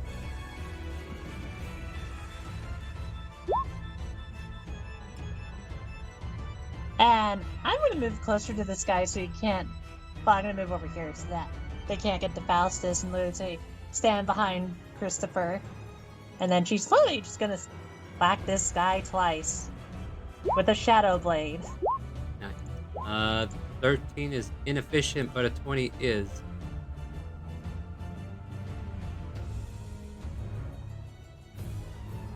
And it slashes into him and does 16 psychic damage. We see him kind of like bellow over a bit as his mind starts to be infiltrated by this dark blade as you pierce into him. Anything else? No, that's pretty much it. I'm just gonna wait for him to, try to put his claws on me. Oh, that's not going to be the only thing he does. Arthur, you're up. Okay, gonna go around here to flank, and then gonna stab him. Where is my character sheet? Right here. Why do you keep putting that away? I'm not. I have Alright. to navigate several hundred windows. Oh, yeah, that's a thing. Not actually several hundred. Well, good thing you had advantage on that attack roll, huh? 18 hits. 18 18 hits. hit. Okay. Sneak attack on. Oh, 30 points of damage. Nice. You Nice. stab him right through the kidney, and you hear a loud as it sticks in, and then you slice out. I don't know. Maybe that wasn't a kidney. He's still alive, though. And he kind of Okay. looks over his shoulder and sees what did it. And before then, I'm gonna try and. Actually, since I do have the Cloak of Elvenkind, could I attempt to take the bonus action to hide? In plain sight? I mean, how it works is basically mixes you in with the terrain. No, I think it only gives you advantage on stealth checks. If he's looking right at you, yeah, you can't. You're thinking like now if you put that on a ranger that literally has the ability hide in plain sight. Yeah. Point. Yeah, and plus, Okay. like, if you wanted to hide in front of him if you were invisible, then you can make a stealth check. But yeah, Elvenkind just gives you advantage if you can take the stealth action.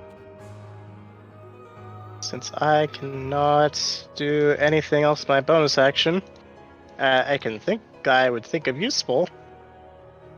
At this time, I will go ahead and end my turn there.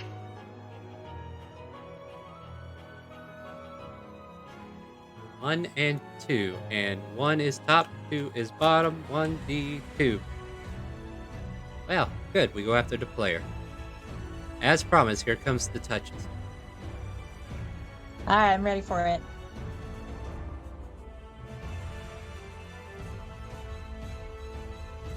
Do we touch you with a Don't 19? try. Oh, wow. Nah. There we go. So It's he kind of swings hard out. to hit an AC of 21. Yeah, I think they're going to have to change up their form here.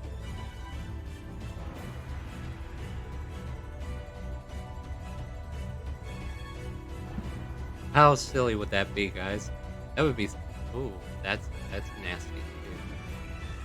Hold on, let me check some drawings real quick.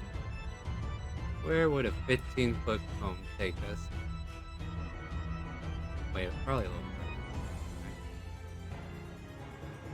I guess that'd be about it. You know what? That would definitely take care of all the extras, so I would do that. Actually, I forgot to move the bat with Jack. It's still on their hat. Yeah, but it's not its turn. No, I just forgot. It was on his hat, so I forgot to move it with him. Boo, boo, boo, boo. I need Constitution saving throw from Amara, and I believe that's enough to just kill the imp outright. Dorian goes, "Oh no, boss! There's a cone," and he's gone. And then a cone of code spreads out in front of Amara. Oh, wait, can I get Jack too if I go that way? Let's see. I would have done this. Would that have been fair? I'll check with an actual cone. Let's get an actual cone out here. I know I got some. But yeah, let's get a con check from at least Amara. I know I am going after her. 24. Nice. You take half of that.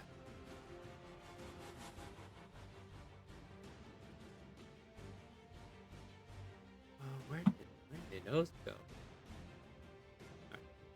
This is cool.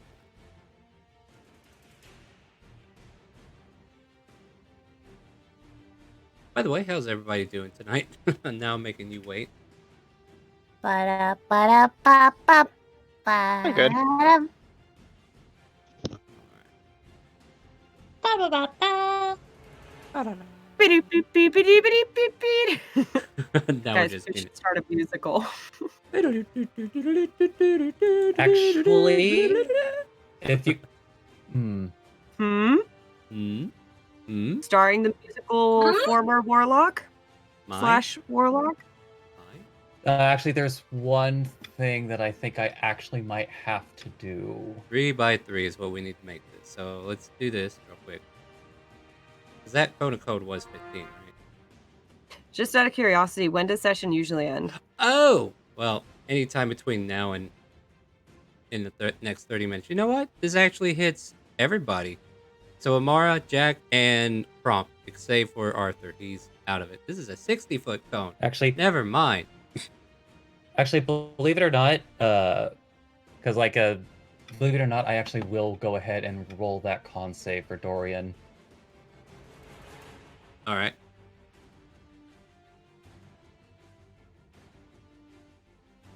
Okay, actually. So here's the funny thing that I actually didn't realize, because I just always assumed that familiars all had like 1 HP, but no, they take on the statistics of their creature. So that includes with cold resistance and then only taking half damage. We only take 6. Dorian is actually still alive. Can you put him back on the map for me? Then I deleted him out of pure ecstasy. All right, so Jack, you take half of that. It is actually very amazing he is still alive. Yeah, it is. Let me double check for Kronk. I don't know where you Kronk's popped on him. Borderline. Kronk, you actually saved, so you take half of that as well. So that is 17 if you 17 points of code damage as a cone of code expels from his being as he kind of like spreads his arm out wide and then slaps. And then there's this big loud clap as a big brigade of ice just kind of like spills out from him and just splashes all the way out and hits all of you. But that does get rid of the 1 HP bat. Right? Yeah, if you aim for them, Batty's gone. Yeah, sorry about that. Or Chinook. It's okay, you can bring him back to play next time.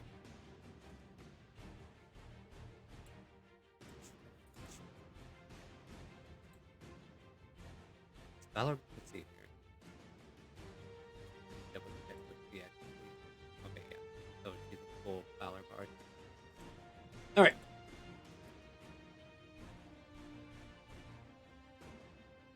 $23 points of damage from the Valor Bard. And we will give Val Bardic Inspiration. And she says to you, Val, hold that line. Don't let him through. You know better. You know what to do. I never failed once. Alright, so you got Bardic Inspiration if you need it. It is a D8, I believe.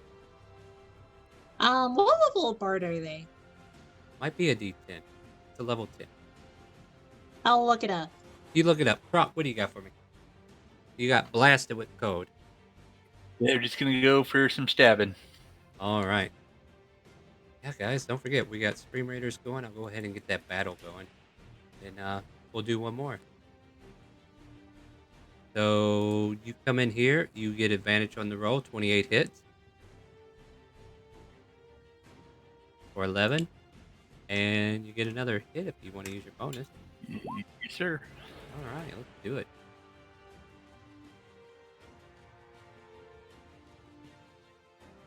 Alright. Cool, Val.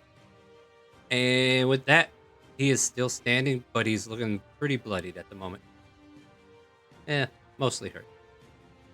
Anything else on your turn there, Kronk? No, that's all we've got. Christopher, you're up. Just like it like turns over and like sees Shella getting attacked. Ow! It's like, oh, Shella, are you all right? I'm fine. I got away. Don't worry about me. I'll be fine. Go ahead.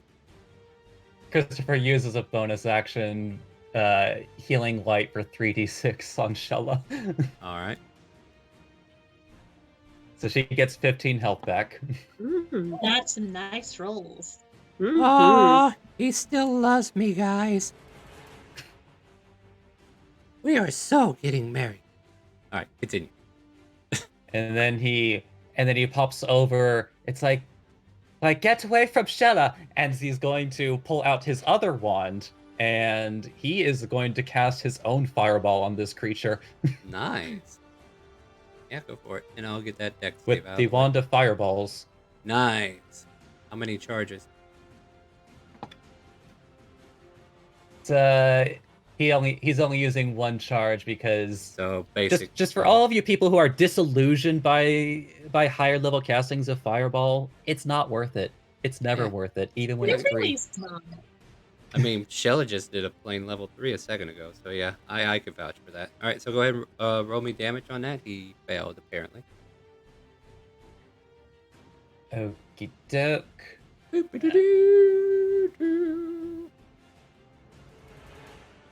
It's a shame that this one isn't on the roll thing. Yeah, So who wants Kentucky Fried Oni? that's sad. Ooh, bad rolls. Hmm. That is really sad. Could have It been could have been better. worse. You could have rolled all ones. Although, actually, I do get to add one extra. Oh, add 5 extra damage to that.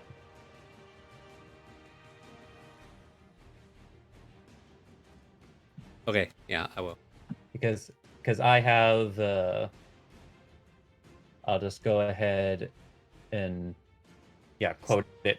Because I Yeah. get to add my charisma modifier to this damage. So That's fair. That's fair. So, yeah, you blast the fireball, and Shella's got hearts in her eyes, and she's like, "Oh, you came back for me." And it's like, Shella, Shella, keep focused. It's still attacking. yeah. Well, if it succeeded the first time, let's do it again. And Sony's just getting fireballed. Fireball. Okay, I don't roll 20. imagine just like everybody around the battlefield just like hears these explosions happening in front of the retreat. Right. So there's Oh wow. no, not Okay. another volcano. Hold on. Let's see here. Okay? So that time it succeeds. So it only takes half. Wow, that was a shitty roll. Look at that. Look at all those 2s and 1s. Ugh. Oh damn! I must have got distracted. My bad. Sounds like she needs elemental adept. That's what she needs. She really does. Yeah, that finishes her turn. As Maria goes to work, boop, boop, and a boop. If you move her on the other side, you give her advantage so she could keep that crit. I tell you what, yeah, like I'll allow it. Like we'll say she's technically, I guess we'll pretend that's. How's that sound? So she kind of like dances in circles around. You notice her foot movements kind of like twisting and turning, and as she notices that this thing is focused on Val, she slips up from behind and starts stab, and she lands all of them and even gets the crit.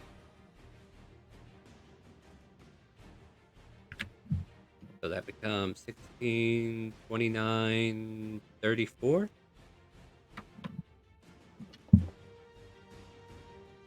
And then it's Yeah, Odie's. 34. My flash math isn't too bad.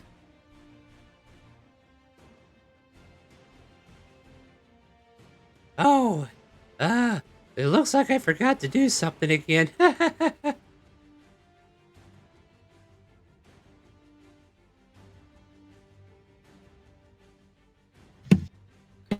Shella, Now, has did you learn Shella picked shield? up shield in these Yeah, I'm checking, times of hold on. being missing? Oh yes, you know what? I'll do this. Oh yeah, she does have shield. Congratulations, she did it. It's like, oh, I remembered I had this now. So yeah, with that, 12 becomes 17, and all those attacks miss. Imara, you're up. This like 10-foot, like not 10-foot, it's more like a 7-foot tall kind of being detaches its arms and rocket launches 2 punches at this thing while repositioning to try to get it closer towards the water. And I'm going to do my armored fist. 1, 2, boom, boom. Ouch, With that this hurt. thunder shockwave. Meanwhile, a shimmering shield comes back over Amara, and once again, she's going to try to, roleplay wise, push it into the water, but they're just attacks, Right. and it's going to suffer 1, 2, Wow, that is. through and through, plus 4. Actually, that was just 2 3s. So 17 points of thunder damage, and this creature is now sort of, it's in a targeted lock mode on Imara, meaning that if it chooses to attack other creatures, it's going to roll at a disadvantage. All right, so it's kind of like a provoke. Kind of like the way you like hit a bell with someone standing inside of like the large bell and all they see is like the person in front of them, kind of a thing. All right, you deal your 2 damaging blows, and he kind of like wrenches for a moment, and he kind of like stares at you, and his eyes light up redder, and he seems focused on you, like you are the direction of his attention when it comes around. But Jack, It's you met notice. with a single red cyclops eye. But now, Jack, it is your turn. Jack is gonna whip out the quarterstaff he picked up from the bandit attack. Never got rid of it, so he's gonna take it out, drop it on the ground next to him, point his wand at it, and then at the Oni as he cast Catapult. Using a staff for a catapult. All right. Yep. I mean, might as well, right? Yep. It's a So, dexterity save. Let's see what we get. I get an 11, so it hits. And funnily enough, Arcane Firearm also works because it's just whenever a spell attack does damage. So that's 16 bludgeoning damage. Wow, Chad, are you seeing this nonsense? Alright, so he is wobbly right now. Not quite dead yet, but he is definitely looking like he's on a thread. Anything else for your turn there, Jack? Nope, that's it. Alright, your staff lands in the water somewhere. It's probably broken anyway. It takes 3d8 damage as well, so that thing's probably broken. And it's broken in half. So there's a couple of twigs in the water you might have to explain later. Val, you and Esmaria has this one Oni pincered with Liana pelting it with arrows. What would you like to do? I'm gonna whack it. Whack away, my friend. Whack away. Ween, whack, ween, whack, ween, whack. Oh wow, that's kind of sad damage there. I rolled double ones. Would you like to know what happens, though? Yeah, sure. He dies. How do you want to do this? Woo! Alright, you're gonna have to help me out here because I basically wanted to imagine that she basically jumps and just tries to cleave him in half, but it's psychic damage. You leap into the air, the blade sinks into his skull, and then you hear a satisfying split, like a watermelon splitting. But we don't see any physical damage, right? And it just carves right through his innards. And then you pull out, and there's no spray of blood, there's no dramatic red effect. He just falls over dead, and his eyes just shoot out, the light that was there, gone, as he just kind of like looks like a zombie at this point, falling to the ground. Not an actual zombie, but he drops dead. All right. Then I'm gonna use the rest of my movement to literally run over that way and hit the other Oni with my other attack. All right, let's do it. We're clearing the Hold field. the line in a sense. Oh, my heroes! Oh, damn. You come Well, to I rescue missed. me, didn't you? Trying. But try to move away next time. Oh, yes, I will, I will. Arthur, you're up. Okay, looks like they have this under control, so he will even vocally say that, and he's going to go this way. Bonus action and dash as well.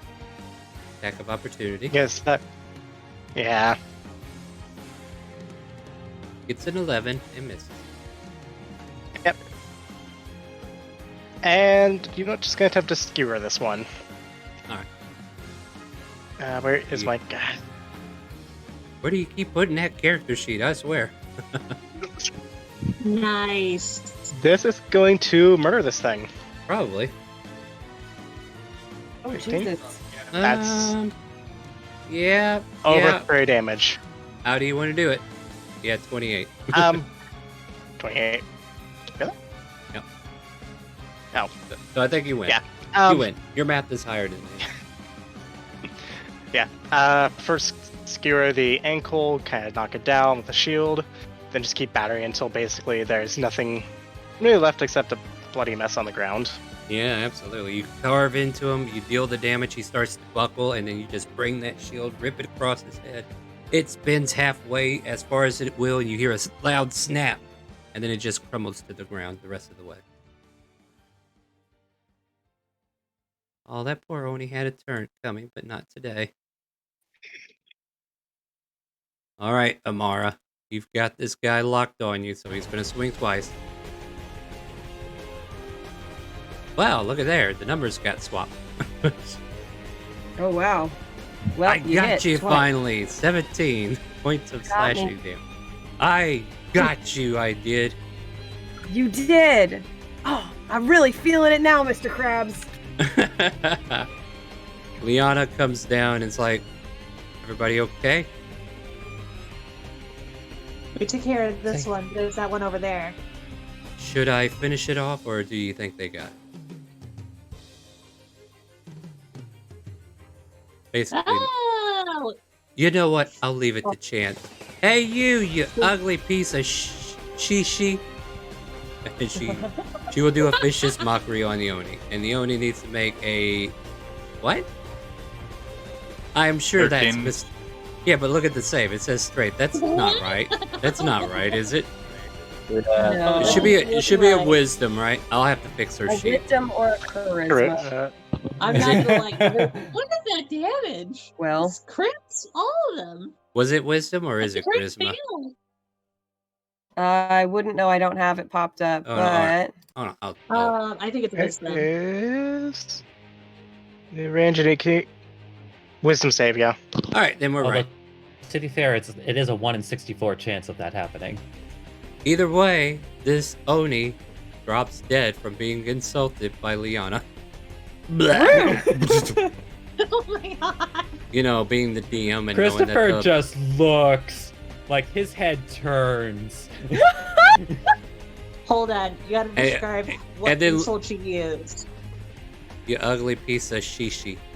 And then she turns to Christopher as she like turns the head. It's like, yeah, don't fuck with me, and walks away. My hero. Kind of like, holy things. And with that, peace is restored, even though the clouds above are still ash-ridden. There are blotches of light coming through in certain parts. And I think that's where we're going to end today's session for now. I was going to end it with a scene with Minnie, but I don't think we need to go there. We did enough with this brief battle that I rolled. So with that, we will come back and find out next week what happens to these guys. At 7 p.m. Central, every Monday, we have Elsparia Trails to the Past. We will be rebooting Curse of Strahd on Wednesdays at 7 p.m. Tomorrow, I'm actually going to stream, and we're going to take a look at Tasha's Cauldron to Everything. I should be getting the hardcover in the mail, and I should be able to have Roll20 up so we can look at all the Character Mancer changes and see how that looks. Join us Fridays for our open role play. If you want to play with some of these folks who join us on Fridays, you can play with our players, and anybody can join. !RP, !Discord. Join our community. We play a lot of D&D here, even off stream. And if you want to join our exclusive sub-only campaign that happens on Sundays at 12 p.m., come on by, subscribe to the channel, join our Discord, link Discord to Twitch, and you're in.